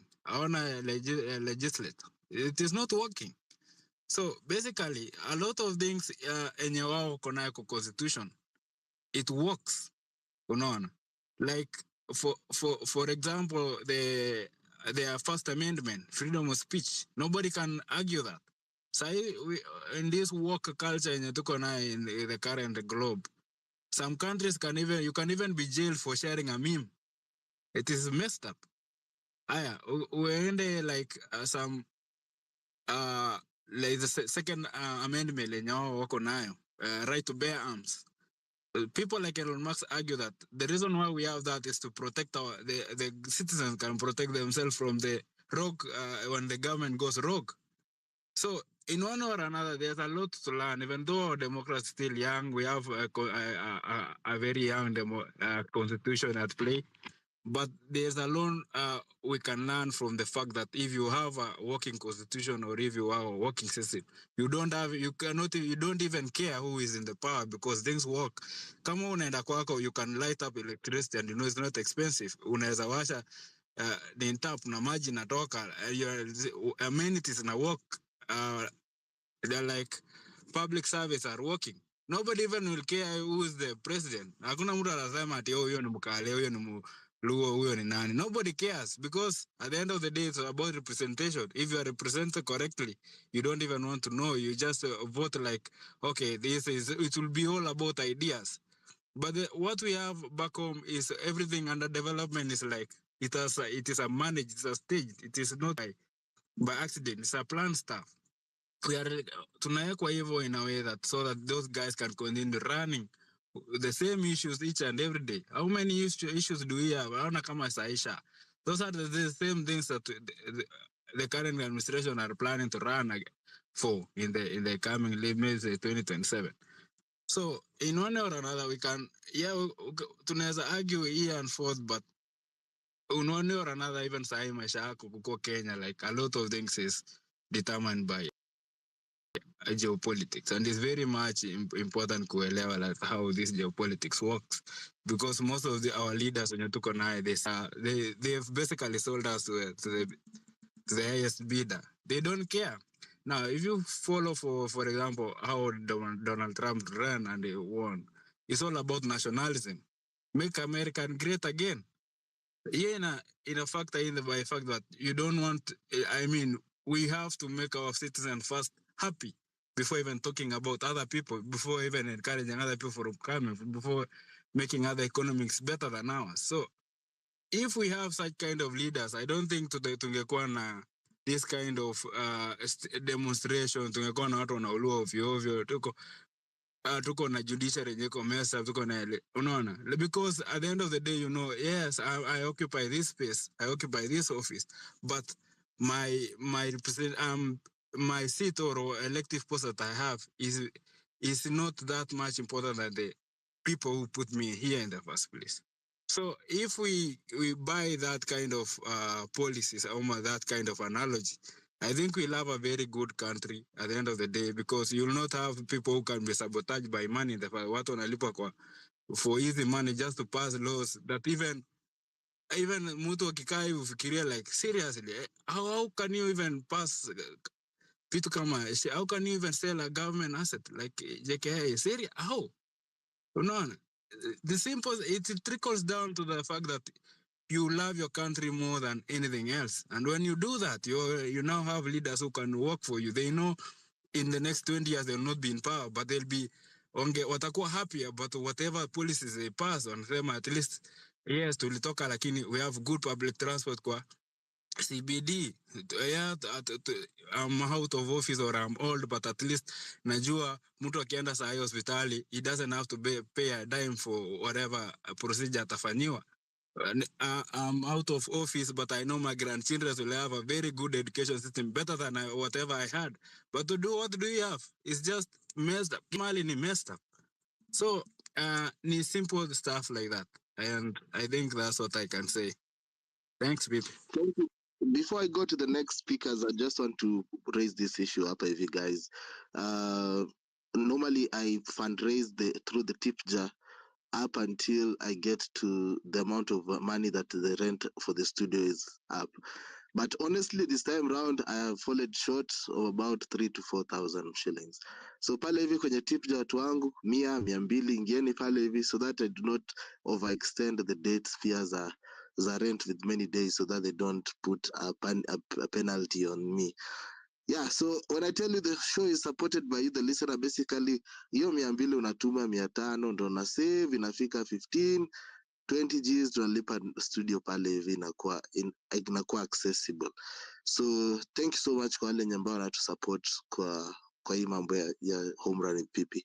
Dr. James, I'm going to give you a quick rebuttal, then mtu fulani, as Ismaili Luta is also trying to find the microphone. Dr. James. Thank you, and I'll make it very brief. I thank you. I think that geodistrict misunderstood my point. I'm not saying that we should disregard geopolitics. My point was this, that if you had a piece of ugali and you're to cut it in different slices, if one of the slice is geopolitics and the rest of the slice is Kenyan level politics, in fact, you've contradicted yourself, geodesic. The point is that if we have working Kenyan policies, Kenyan laws, Kenyan economy, Kenyan school system, Kenyan health system, whatever is happening from outside, yes, it will influence that, but the rate or the percentage or the significance of that influence will not be as great as the significance of the internal systems that are working. Get me very clearly here.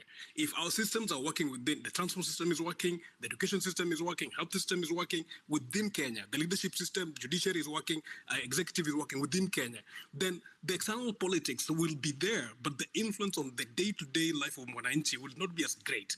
So if the government is working, county level is working, municipal level is working, your school is working, your family level is working, wewe mwenyewe umejipanga vizuri kwa nyumba yako, whatever is happening from outside, from the US is not that influential. That was my point. Asante pipi.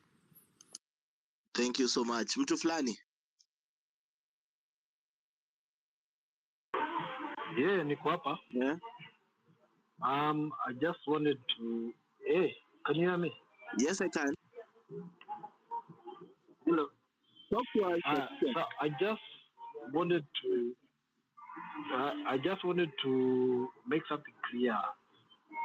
Hizi shida mingi tuko nazo ni sisi wa Kenya, sisi wenyewe kwa wenyewe ndio tunakuwa, we are our own enemies.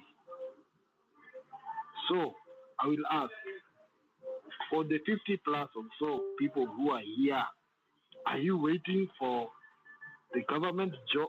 Yani, are you waiting to be bought by the government, or are you willing to do something to change this country? Because these politicians who we are always complaining here and ranting about, they don't fall from the sky. They are part of us. They are our brothers, our sisters, our uncles, our aunties, our cousins. Sasa, tuache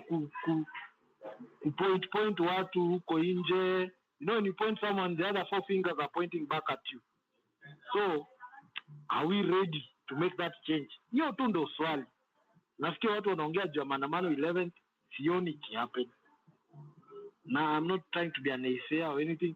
If maandamano is to happen, let it happen. But sioni, because Kenyans have become comfortable. Finance bill ndio hiyo tu. Hiyo kitu watu waliendea 25th inarudi. Na sasa inarudi vizuri. Na watu wataikubali. The way I'm seeing, watu wataikubali tu. Vile tu inarudishwa tu polepole. Na sasa wameleta omnibus. Inaingisha mpaka hiyo ya diaper. Ile mkate tu imebaki. Ama mnataka waeke ile insurance ya gari. Ile ya gari ya insurance ndio mtokee kwa barabara ama mkue serious. Kenyans, please. Can you get serious? Our country is going away. We are being so. These people who you are complaining, who jamaa amekuja hapa ametuambia mambo mengi za US. Yes, but these people who are here, they are copying exactly what's happening in the US here. Just that here they are less controlled. In the US wanaificha chini chini, but hapa it's live in your face. Okay, here it's in our face. Wanatukojolea in our faces. Wanatuliza mtadu, tunawakojolea mtadu. So Kenyans need to wake up. Mimi naweza fanya mambo mengi, but kidole kimoja kivunji chao. I am nobody. I am no one.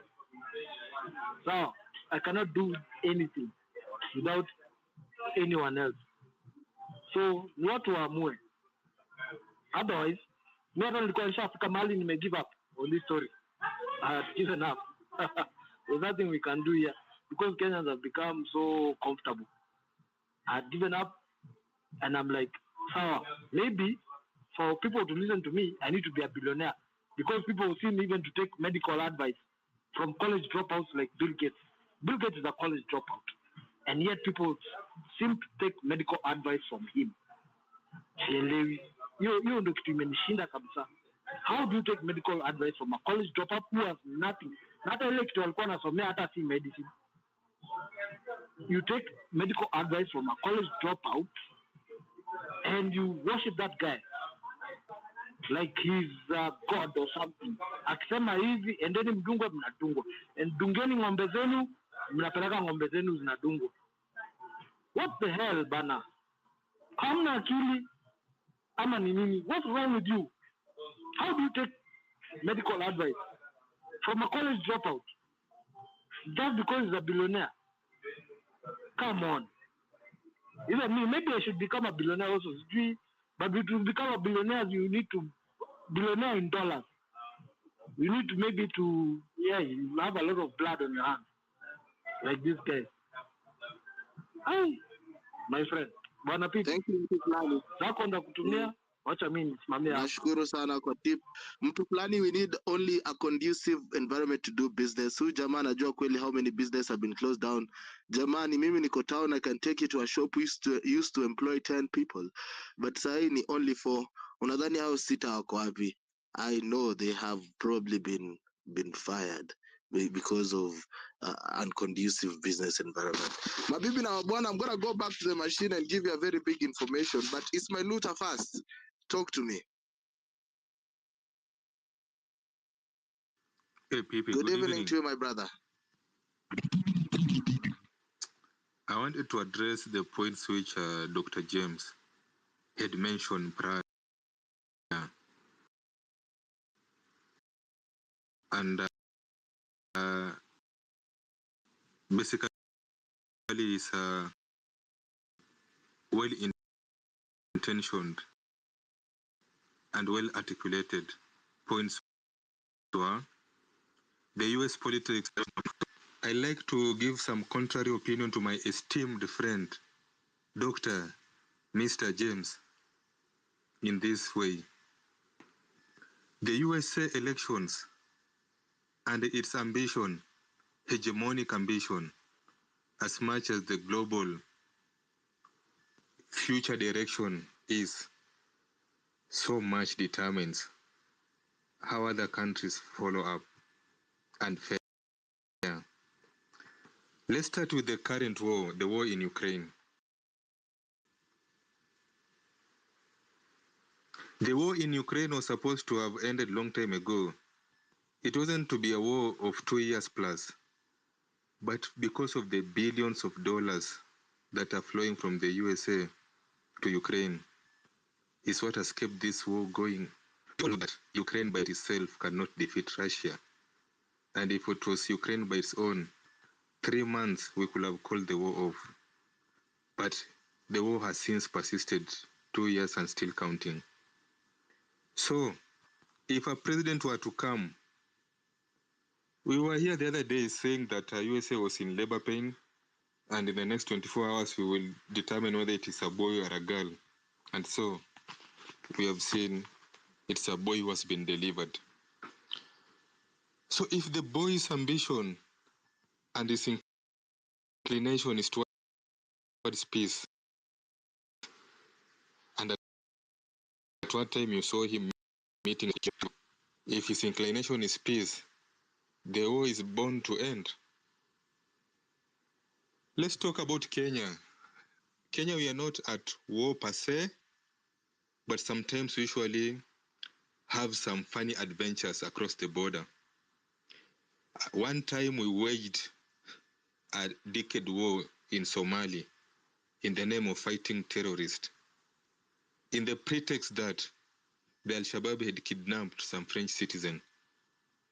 Do you really think Kenyans as we are, we can't supply our people water? We can't protect our people from malaria? Do you think we have the capacity, the tenacity, the resources to cross the border and engage Al-Shabaab? This was a US hegemonic ambition, and so we were bankrolled and we crossed the border. It was because that the US wanted to control the Horn of Africa, and that's why they have bases in Kenya. It wasn't our willing that we sat down one day and we saw that our priority was to invade Somalia and fight Al-Shabaab. It has never been our priority. So it was because of the US that we sent our brothers there, some who were maimed and killed in El Ade. And so even as we were burying our boys, it wasn't our priority as a country. It was because of the US. And so they'll try to help us fight malaria here, help us fight some malnutrition here, so that we can concentrate on their war. So Kenyans, you need to understand, sometimes when the US come and help us fight some of these diseases, because they know by ourselves, our concentration is so much on the basics. So when they help us on the basics, it's not that they love us. It's so that we can be a bit comfortable and engage them in their funny adventures and corruption in Africa. Because for them, they don't want to set foot in Somalia since the last incident of Black Hawks Down. Let's go to the soft and moral issues. In Kenya, when we are talking about clinics, and they are well known that do support abortion, where do they get their money? Who bankrolls them? The money flows from across the Atlantic. So when we have the boy now and his priority is saying he is anti-abortion, such money is going to stop. Let me complete with Afghanistan on this issue. Because as a Muslim, where I love Republican is when they want to fight, they say we are fighting. They don't hide. And so they had their adventure in Afghanistan for 20 years, and we defeated them in Afghanistan. So after 20 years of fighting, US replaced the Taliban with the Taliban, with thousands of soldiers who had died, loss of trillions of dollars wasted, and so Taliban went back. So at least with the Republicans, they usually are straightforward, man, we need war. So you need war. Come, let's fight. We have the time. Unlike the Democrats, they'll be behaving as if they're your friends and they're fighting you. So my issue is US really affects how the global politics goes through hard force, boots on the ground, and soft diplomacy. And somebody put it succinctly here when he was talking about Meg White and the AMF philosophy. Do you think if it is for Kenyans, we will want these policies? We don't. The good doctor talked about like Kenyans, they're clapping for Republicans, and Republicans usually don't aid Africans. Heck no, we don't want aids from the US at this point. We don't want their aid. Cut off that aid because it comes, it flows in, and it's just a loot for a few people. Let us hustle our way. For mtu fulani, please, spare your anger, spare your energy to improve your life. Don't say every time you come here and you say you are fighting for us, we need to join you. I don't know, we are not hearing you. You should be a dollar billionaire. Please, chill. When the seat is hot enough, we will wake up and go and fight. When the seat is hot enough, we wouldn't even need you to tell us these things you're telling us. So, we are still on our comfort zone to be on. So leave these Kenyans, let them take their good time. Whenever they'll be ready, they'll be fighting. You don't need. So that energy plus and that compassion, please take it. It's a good thing you are doing, but sometimes when people are blind, you cannot lead them so much. Let them experience. Information alone cannot move Kenyans. They say the average IQ of Kenyans is between 60 to 75. And you know 60 is a very dumb person. So this information which you are giving people, it will not help them. Let them experience. And the experience has started. And in the coming 2 years, the seat is going to be hotter. So you'll just find us in the street, we'll go and we'll say we are not going back home till some things have happened. The same like 25th June happened. You didn't come here to rally people to go and breach parliament. People just went until they breached parliament and MPs were running and fainting and some were stoned in the ambulance. So relax. When the right time comes, things are going to change. Others with the information processing, Kenyans usually don't process information like that. They learn from experience. So, my issue here is, it depends who is in that seat in the USA and the policies will be moving. For us, we are not pro-democracy, we are not pro-Republicans. But if push come to shove, you know our values as Africans. Number one, we are theist people. We believe there's an entity known as God sitting above the seven heavens. And that's why today there's a group and there's a clip going in Twitter when they had Trump as won, they were singing worship and praise songs. So in Kenya as believers, we tend to see some similarities to that. Number two, you have heard here Kenyans complaining about Burundians, right? Rwandans left. Immigrants are flocking streets of Nairobi. So when they hear that Mexicans are coming in droves every day, like 10 buses going into the USA, they can resonate because they have started seeing what immigrants can cause when they are not controlled. Number three, you understood in 1973, there was that case of Roe versus Wade, which allowed abortions. But Republicans went back to the drawing board, and in 2022, after 49 years of schemes, strategizing, Roe versus Wade was overturned. It was a joy. In Kenya, the clergy were celebrating.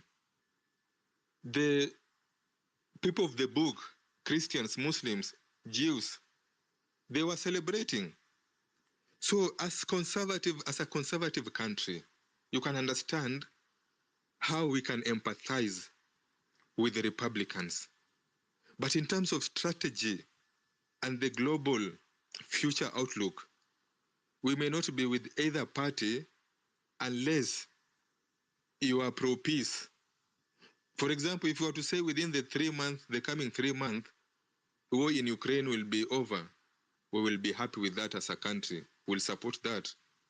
So we need to understand how we are moving on these things. Otherwise, to assume that USA hegemonic ambition does not affect us, it will be wrong. In 1998, for those who are schooling in Nairobi, when we were in the classrooms and we thought the school tank had fallen.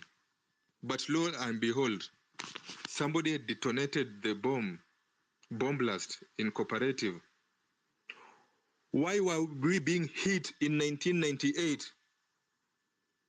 It wasn't us as Kenyans.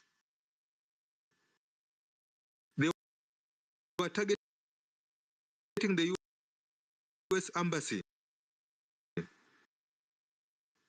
But we died 200 and around. We were fighting with the Americans, but in the Kenyan ground. And ever since the war. So how can we say that US's politics does not affect us? Kenyans, there's a place in this country you cannot pass as a Kenyan. You'll be asked, where are you going? And who is asking you? It's a USA Marines. There's a place along the coast you cannot pass, especially if you have some physical outlook with some soft air. When you are just 500 before you reach that wall, people are surrounding you and you are asked to lay down and dogs are over you. So, as a Kenyan citizen, there's some places in my country I cannot pass because some hegemonic power has a base. Then you are talking about that country doesn't affect us. It affects us directly. So guys, open your eyes and let's move forward as an informed citizen. Blessed to you, Mtuflani. Blessed to you, Dr. James. Back to you.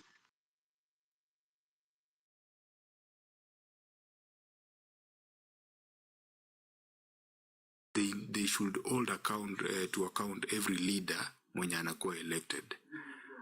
And also utapata now the politicians wanatumia the police system, that security system and administration. Now it is high time we as young people, or even siwezi sema necessarily the young people, but the entire community now, to come together and realize that each and every leader mwenye anakuwa elected, hajakuwa elected so that aende pale kukula. Amekuwa elected so that afanyie watu kazi. Na hiyo kazi yenye inastahili afanye, ni sisi tunaangalia, ni sisi tunafanya oversight. That's why kwa katiba yetu kuna hiyo public participation inastahili zikue. Every time wakati budgetary inaundwa, inastahili mkuja pamoja, mseme tumekuja pamoja, tunaunda budget yetu, tunataka hii na hii na hii na hii. But right now tunawachia viongozi hiyo kazi yote, so inakuwa ni ngumu sana au viongozi kufanya kitu yenye ni right wakati wewe kama mwananchi wa kawaida haujui chochote. So Tony, swali ambayo umeuliza kuhusu wale wanatoka majuu na pia sisi ambayo tuko within the country.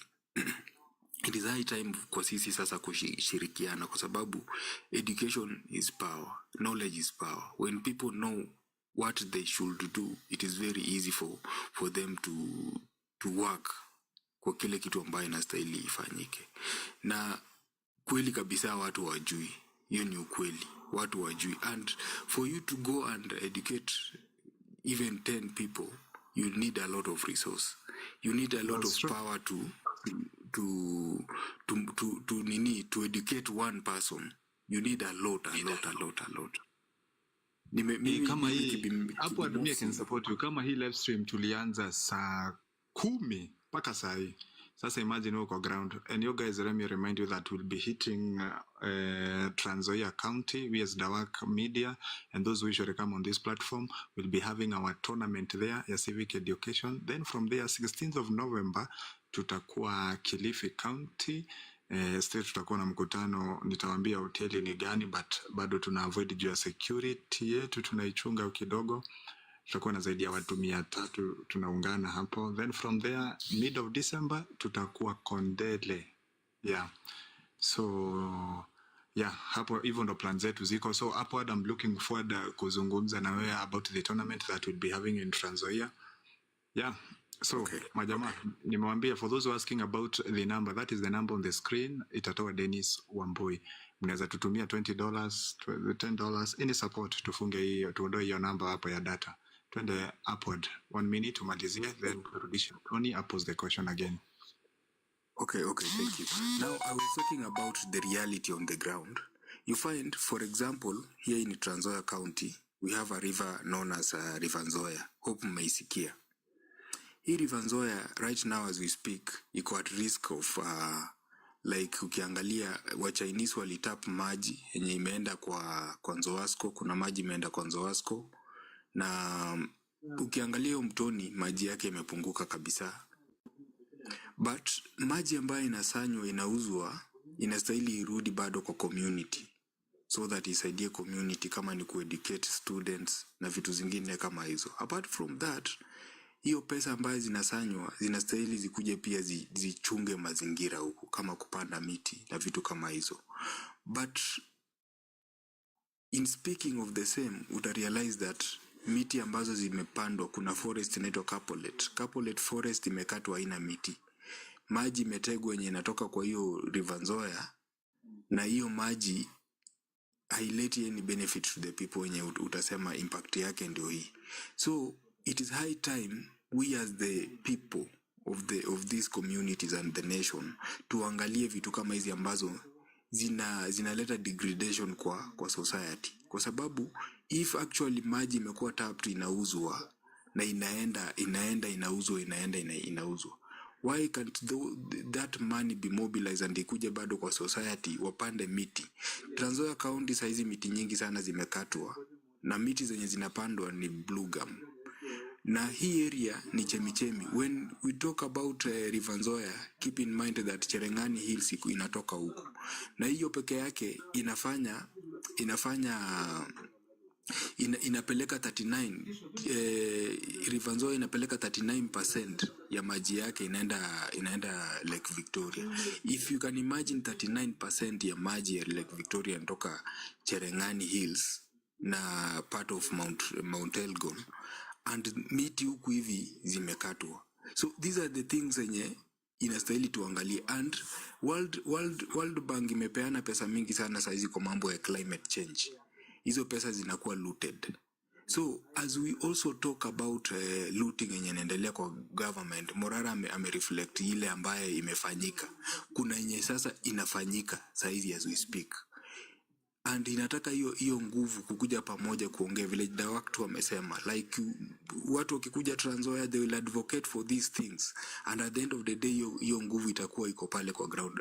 But watu wa ground wenyewe they don't know. Una take a lot of time to educate mtu, na unaona inataka a lot of resources for you to address 10 people. You need at least umejimobilize, umepitia articles, umeprint, umewapea so that waelewe. Kama saizi niko na print maps za River Nzoia so that everyone understand maji inatoka wapi, inaenda wapi, na haki yao kwa hiyo maji ni gani. So guys, we need just to come together and see how we can now come up with that initiative yenye ni real kwa ground na italeta real change. So that is what I can say, so that at least at the end of the day when we share about our nation, everyone to understand what he or she can do, that little that you can do. So thank you. I am giving back the microphone to you, Tony. Tony. Guys, na wengine wenye wanataka kupanda, we still got 1, 2, 3 boxes. Tony, tuende kazi. Thank you. Jerry, able open your microphone. You have around 2 sets of questions to answer, because kuna ile question uliza kwanza, then this is the second one. I don't know which one will you prioritize. I'll start with the one our brother here in diaspora started with. The first one you mentioned, how to go about. Let me pick up from where he left off. I don't have the exact words of the question you asked, but I have the formulation in my mind. Personally, I would say this and this is my honest, strong opinion, so do not quote me as per any government official or our constitution in Kenya or how the government runs. This is my own personal opinion as per dealings I have dealt with both politicians and the government before I left Kenya. One thing is this, I'll use America as an example. Remember, President Biden was Obama's greatest critic. But he was the greatest critic to Obama because they fought upon policies. They did not fight upon each other as Biden and Obama. To the point when Obama won, he went and picked up Biden because the word that Kenya has failed to learn is bipartisan. My party can work with you, Tony, because as much as we don't agree on policies 6 to 14, at least between 1 to 13, and then from 15 to 22, we can agree and we can work together for the betterment of the country. That is something I feel Kenya has really failed on because, again, and I'm sorry to bring it up, tribalism. Someone from UDA will not partner with someone from ODM for the purpose of the country. It's for the purpose of winning and then going to power and then doing what we want, forgetting about the Mwananchi. So personally, if you ask me, I would not, in fact, right now, I'm even wondering if I may vote only for governor, senator, that kind of stuff, but I don't see any presidential candidate. And I'm sorry, I don't want to mention a name because I don't want to look like I'm advocating to them, but I can't see anyone. I can't vote for Raila, I can't vote for Ruto, I can't vote for anyone right now who is in parliament, unless, and this one I can mention, someone like Jalango, for example, would front himself. And I'll use Jalango as an example why. Jalango became the MP of Langata. When President Ruto, as a president, called for MPs to come and sit down and say, let us see how we can work with you MPs to start funding of putting money into you parliamentarians so you can work on your constituencies like you promised your constituents. And one of the things I know that Ruto was trying to do, and this is one of the good things, that's why I say not everyone is perfect and not everyone is wrong. There are a few things Ruto has done which are good, there are a few which are not, obviously a lot which are not. Because his idea was, since Langata comes all the way down, going until Labda Apo roundabout Nyayo Stadium and partners with Embakasi, if I remove money for Langata, at the same time for Embakasi, anything coming from Langata going down to Mombasa Road up until Embakasi can be worked at one go. But what happened to Mr. Jalango, because he's from ODM, why did you go meet with the president? First of all, Jalango is a Kenyan. Why shouldn't he meet with the president? Second of all, he has an obligation to his constituents, not ODM. His constituents are under ODM, but would ODM give him the money to build the roads, build the infrastructure, build all the utilities that are needed in Langata? ODM will not give him that money. Unfortunately, it's the government. So we don't know how to work with one another beyond tribalism, beyond a party. So because I'm in ODM and I'm talking to you, Tony, and you're in UDA, I'll be taken like I'm spilling secrets. I'll be taken like you are defactoring. I'll be taken like now I shouldn't be talking to you. Yet it's a facade because when these people go to their clubs or they go to the golf clubs and stuff, they drink and make merry together, but on the forefront, they show a different story. Number 3, I would find it very hard to even promote, and I'm sorry to say this, even someone like Morara, I would even not want him to even try. And please hear me right, and again, this is my personal opinion. I would ask him not to even try and run for political office until we have literally condensed, curtailed and amended so many elements of our constitution, because I'll give you a very good example with Gachagwa's impeachment. Gachagwa's impeachment was a political, selfish reason. But because we run under the loyalist kind of thinking, because Raila and Ruto now have come together, right now, they're going to pass anything they want to pass. Why? Because Raila and Ruto have come together. Regardless of what they pass, is going to hurt the Mwananchi or the country. So people like Gachagua and Morara who will stand up will be a problem. Unless those things can be curtailed and cut out of our constitution, and whereby you are not thinking politically, we're running out of policy, I would not even advise Morara to go in there, because once he appends his signature on that document, it is a matter of you've been told to do this and this is how things are done. You will not fight that. Look at all the pastors who have gotten into parliament. Have they really come out as pastors? Look at the many people who have gone into parliament and they went in one way. How did they come out? Why? Because once you go there, there are documents you sign. There are policy agreements. Well, I call them policy, but they're not policy. They are curtailing loyalist documents you sign over there. that will have you have to choose between doing what is right or doing what you're told. So in my opinion, I would not advocate for anyone who is of integrity. And another example I can use, look at PLO Lumumba. When PLO Lumumba got into Integrity House, and he was going to root out so much evil, so much corruption in Kenya, they even went and fictitiously found a lady and said this is his girlfriend over his wife. To the point he said, this is not worth it. He's an activist, but he will not touch power again because of bringing out the truth. This is what you're willing to do to me. And you see him acting, but you'll never see him politicizing because he learned his lesson the hard way. Number two, look at even Oginde, the NPC or what do you call that church on Valley Road, pastor. He's there in integrity.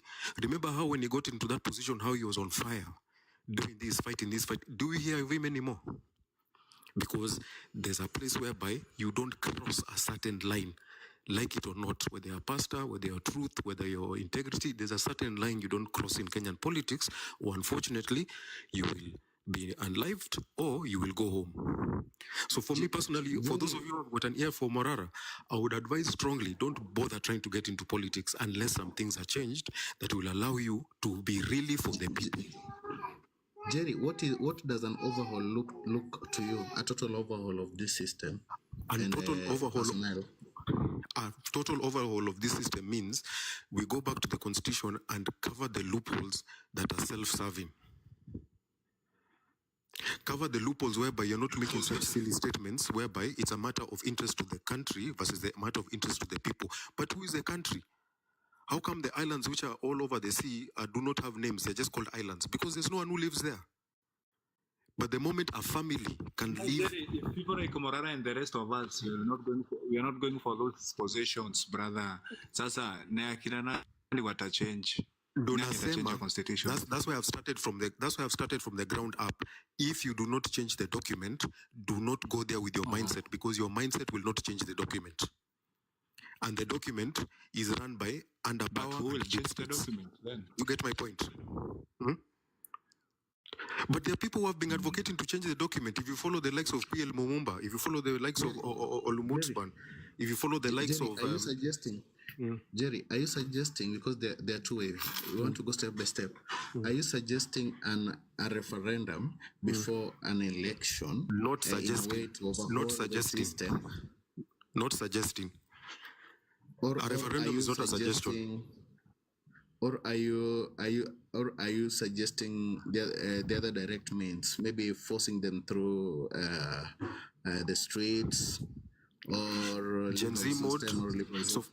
So I'll use the mode our brother even told us about South Korea. South Korea, it was a decision made to the point, for example, and anyway, again, we don't put people in trouble, but if you can just go study the model both China and South Korea used, and study the model of countries which are in Africa, whereby you find the army taking control to bring sanity, and then when the real leaders come in with the proper document and the proper lineage and the proper constitution, they hand the power back to the people.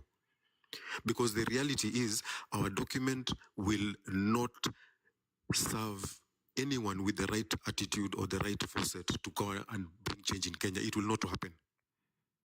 It will not happen. Quote me as a bad prophet, quote me as a... Jerry, progressively, number one, a total overhaul will be like, a quick landing overhaul will be like the army takeover. Everybody's remove all the system, then you give new people to overhaul the system. That will be a quick landing for us. I would suggest one way.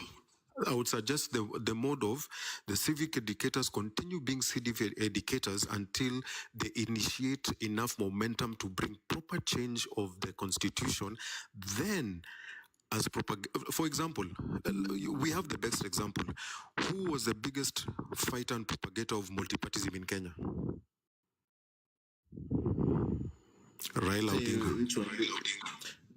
Raila Odinga inakwanga a bit, kuna wins na kuna zingine pia, but just go ahead. I'm giving you their wins, and the reality is this: he fought for multipartyism in all aspects. When multipartyism came in, he also fought for now bringing the constitution. Now, when the constitution came, why was he fighting to become president? That was a point whereby now we've brought in a constitution. Now let us raise the right people who will run under this constitution. Because unfortunately, all the Rutos, all the Railas, all these big wigs you see who are under Moi, under Kibaki, are not going to take the country anywhere because they're still running under the same mindset and the same system. Case in point, when Mandela came out of prison, he was forced to go into power. Literally where he said, okay, fine, I'll do it. He never wanted it. But it was done under the new constitution of the government then when they were fighting apartheid. Once he came out, look how things are either retrogressed or progressed. You have to change the document first with the right verbiage and the right things. So by the right person coming in, for example, like Morara, even though he's being told that if you do not do 1, 2, 3, we're going to cut this kind of business coming to Kenya. He says, for the sake of my people, I take your business and go. For the sake of my constituents, take your business and go. But right now in Kenya, the issue is, and even our brother from South Korea can tell you, Samsung refused to toa hongo because the business people who came thought like, hey, the government is telling me that he wants this percentage. How am I going to explain that to the government or the president or the business community back in South Korea that this governor here in Kenya wants this much? See, they've left. Do you hear Samsung factory in Kenya? So that's what I'm saying. You start with the document of this Jerry, there are those proponents of this constitution who want to argue that I think we are not even done implementing a quarter of this constitution, so we cannot really condemn him because it has never come to life in a very progressive way. Are we maybe jumping? Are we maybe throwing the baby with the bathwater, or are we jumping the gun too early? Notice my words are very clear. The verbiage, there are verbiages in, and there are policies, or not policies, clauses in the constitution that do not help us Kenyans.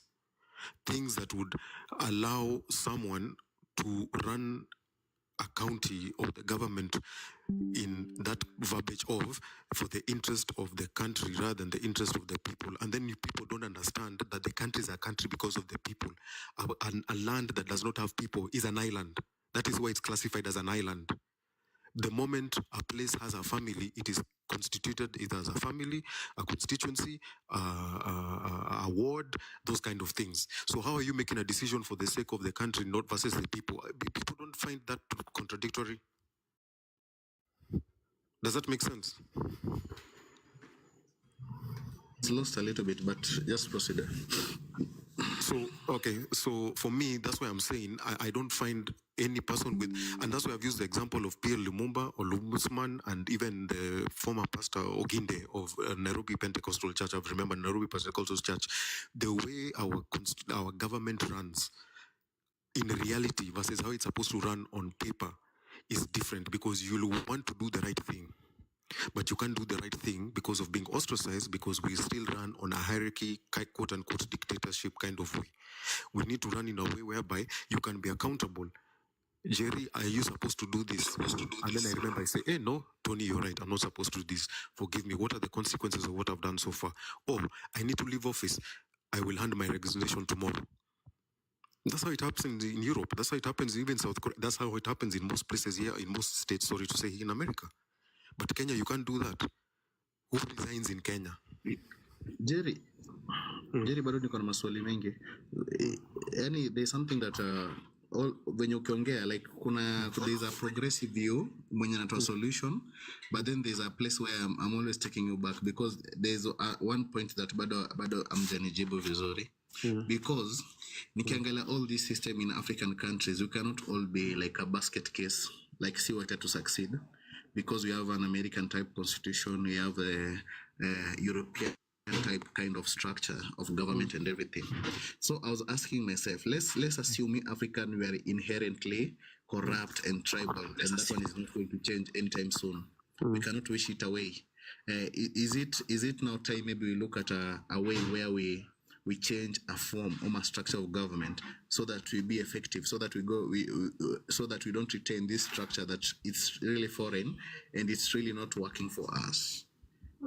Because brother, corruption is not corruption. Let me now challenge you, Tony, because I think you're seeing the truth in what I'm saying, but you want to challenge it to like what you're saying going forward, coming back. Corruption is corruption in whichever country you are in. Tribalism is tribalism whichever country you are in. Case in point, look at Rwanda versus us. We're 43, them they're only 2. But look at what tribalism did. So they kicked out tribalism radically. Why are we afraid as Kenyans to kick out tribalism radically? So please, even you, let me just throw the ball back to you. Why are you countering change? Or why are you countering reality change? Or why are you countering the progressive change that is a reality? There are some things which are going to have to come out radically.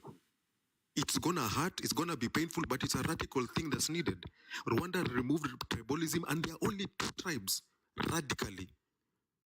We are 43 and we're afraid to do it radically. We have points in our constitution that allows, instigates, initiates corruption, but we do not want to radically remove those points in the constitution and bring a referendum. Why? So I'm putting that back to you, Mr. Tony. GK, I can answer that question, but I want GK also to respond. Then I give you my perspective. GK. GK, I can answer that question, but I want GK also to respond. Then I give you my perspective. GK. Is someone recording us? But I want GK also to respond. Then I give you my perspective. You can mute if you are needed. Okay, so nini Jerry, Jerry umerudisha swali back to me. You are in terms of radical transformation. I thought GK. GK can you meet, please? Yeah, GK is the one who's playing the audio over and over again. So, can they answer? They are not chance to answer. Okay, go ahead. GK, you are recording and also you are not prepared to talk, so you are really hurting our ears. Let me block you, then I'll take you. GK is really hurting our ears, man. It's unfair. So Nini, Jerry, yes, Jerry, I want to answer your question. Your question in one way. I believe 100% in radical transformation. And in fact, I'm very impatient. I believe that radical transformation should be done today. Now, I'm looking at dynamics of a lot of things. I'm looking at dynamics of tribalism. I don't believe tribalism is necessarily a bad thing. Is the biggest hindrance. They run to tribes to defend themselves. I think tribe, as an African, tribe is part of your identity. It's not a bad thing. Nile tukileta kwa politics ndio inakuwa bad manners and everything. So, while I believe in radical transformation, from up, down, bottom, range, I believe that this system, kuna mtu kuna nini? There are a lot of noise in the background. So, this system that we are in right now, I think we might be a concern that maybe it's not working for us. Yes, we have concern. It's not efficient. Tuko lazy. Tuko lazy. We are inefficient. We are corrupt. We are all that. But have we also considered that maybe the system is not right? Yes, like about to skill GK. Go ahead. I put my phone close to the other phone. You know how it mirrors. Oh. Yeah, it's an iPhone. Sorry, I'm sorry about that. So anyway, for me, I wanted to say why things are not working in Kenya, especially, is because the different systems has equi-respected. Right now, in Kenya, my opinion is the judiciary, Senate are in bed with the president. So how will the system in Kenya work when there is not any system that is keeping the other accountable? If you look at even this whole Gachagua impeachment, like it's very clear, you can see the judiciary and the Senate are in bed together. That is where the problem is. Where, yes, we have an American way of doing things, but we are not doing it like the Americans. The American Senate, like everything is transparent. Ikikuwa kitu imepitishwa Senate, president hawezi kuja kubadilisha. If the judicial system has passed something, it will be through again that judicial system to try and change anything. It won't be the president saying anything to anyone and trying to have things in his favor or her favor. So to begin with, that is where the problem is. That, how many times has the constitution been changed by a sitting president without even going through the legal system? That we have the systems in place, but we do not make sure the president follows the system. It's like the president is the one who, he has the last word. And we cannot have good systems if we keep doing that as a country, and especially a developing country. Because now it's clear that it's just we are going back to a whole system that is a dictatorship. There is no way you can convince me that Ruto is not a dictator right now. We are in a dictatorship. We are in a dictatorship country right now. You cannot say that atikuna any systems in place. No. And you could tell me from the time alikuwa elected, guess what? What did he do? He made sure amechukua our judiciary na kaweka kwa mfuko. GK, question yangu bado ina stand. Why should we have a system brought to us that we don't have the discipline, the commitment, the tenacity to run it? At what point will we still complaining that we are not implementing this system? We are running away from what should be right. At what point will we stop crying about that? GK. And I'm throwing back the question to you. When have you seen kuna mtu ameshikwa as a sitting, say for example, judge? Where have you seen a sitting judge being punished for doing something wrong as far as matters government? You see, like if, yeah. Can you tag me kidogo? I throw a point to support you. My brother, now let me explain to you fully why I'm telling you there needs to be amendment, because what our sister here, GK, has just mentioned is something I think I've repeated hours ago, and I think it was missed, or maybe it was not fully understood. The loopholes that we have in our Kenyan constitution is this. Do you know there's the Kenyan constitution and then there's the law? Do you know they're not in tandem? Yeah. Yet we picked up this constitution from America. Whereby the constitution and the law are together. But us in Kenya, what happened to Gachagua politically is within political, parliamentarian, and Senate, it's okay. But according to the law, it's not. But because at the same time, what has happened law-wise is wrong and is against the law, but in parliament, it's fine, because all they had to say is that Gachagua has done an impeachable offense, which they cannot prove until now, but because it has been said in parliament, he is rightfully impeached. But according to the law, he is not rightfully impeached. But now, because judiciary and the president are in bed together, guess what is going to be upheld? But the same American constitution we've picked up, the law and the constitution are in tandem. We have a loophole whereby there's the parliamentary law and then there's the law of the land. But if you're a politician, the parliamentary law runs by you, but the law of the land is subject to you as a politician. So that is the loophole I'm telling you that unfortunately Kenyans are refusing to see. It is there. For example, here in America, if a I'm going to use the word parliamentarian, if a parliamentarian or an MP or a Senate is found wrong and has a case to answer, there's the loophole, the only loophole that is here in the American Constitution or Bill of Rights and everything, is that if you resign, the things that are being charged upon you will be lessened, or whatever will be done can even be settled out of court. Ask what happens to our people when they're even found guilty. Do they even resign? They are fighting their case while they're still in office. So why are we not the ones who are following the system that we're saying we've taken? So stop blaming America, stop blaming the Constitution. Can we blame ourselves as a people? Because we are the ones who are allowing this to happen. So, as I said, my sister GK, thanks for tagging me. I tag you back. Okay, GK finish, then I have a rejoinder. Yeah, so that, to me, that's where it starts, where we cannot say that, and also it's keeping them accountable. Accountability in terms of, I had some people talk in a different group, like condemning what Morara is doing, that he is painting a bad picture of what the president is trying to do. And for me, I asked a question. I said, when did we allow projects to be like, why is the president coming to, like open a project, yet he's pretty much like in Nikwanzisha incepting a project, right? And already they put the placard there and they do a whole ceremony. I'm like, isn't that doing things backwards? You should first finish the project and then now invite the president to come and officially open it. If as Kenyans we can say, you're doing it backwards. You cannot say the water program in Eldoret is being open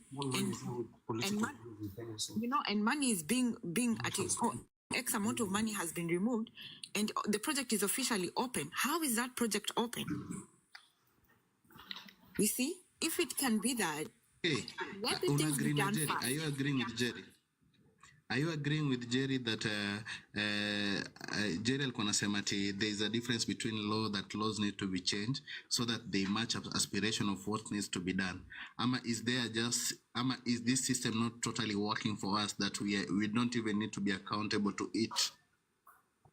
The system is not working because, first and foremost, it is to find loopholes and people go behind the system. Like, Unona, if you look at now, big words will be used and they'll say, according to this and this and this. And then at the end of the day, bado inafanyika, you're like, what are you saying?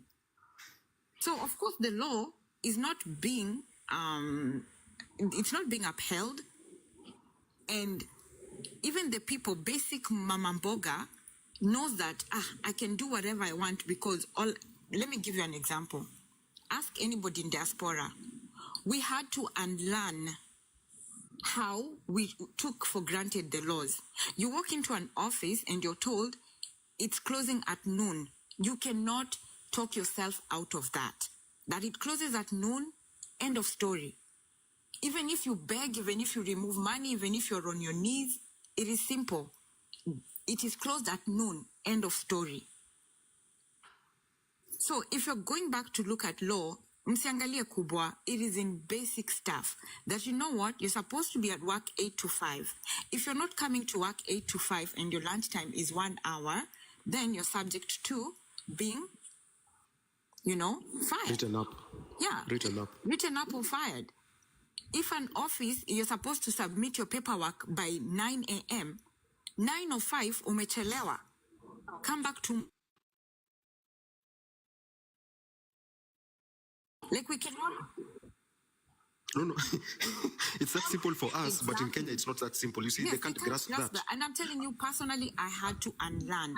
I had to unlearn that things are not going to go in my favor by just me talking and me kujitetea. Like, you cannot do that. It is simple. This is the requirement. This is the law. For example, even rent. Your rent is due by the 3rd. By the 3rd end of day. Ikifika, already end of day, they already have put the charges. $50 or however much. Mortgage the same. Unaona? So when you're talking about law, it's even in those simple things. So kama hatuwezi fanya the simple. Hizo kubwa ndio tutafanya seriously. Hey, how you doing? How you doing, man? Thanks.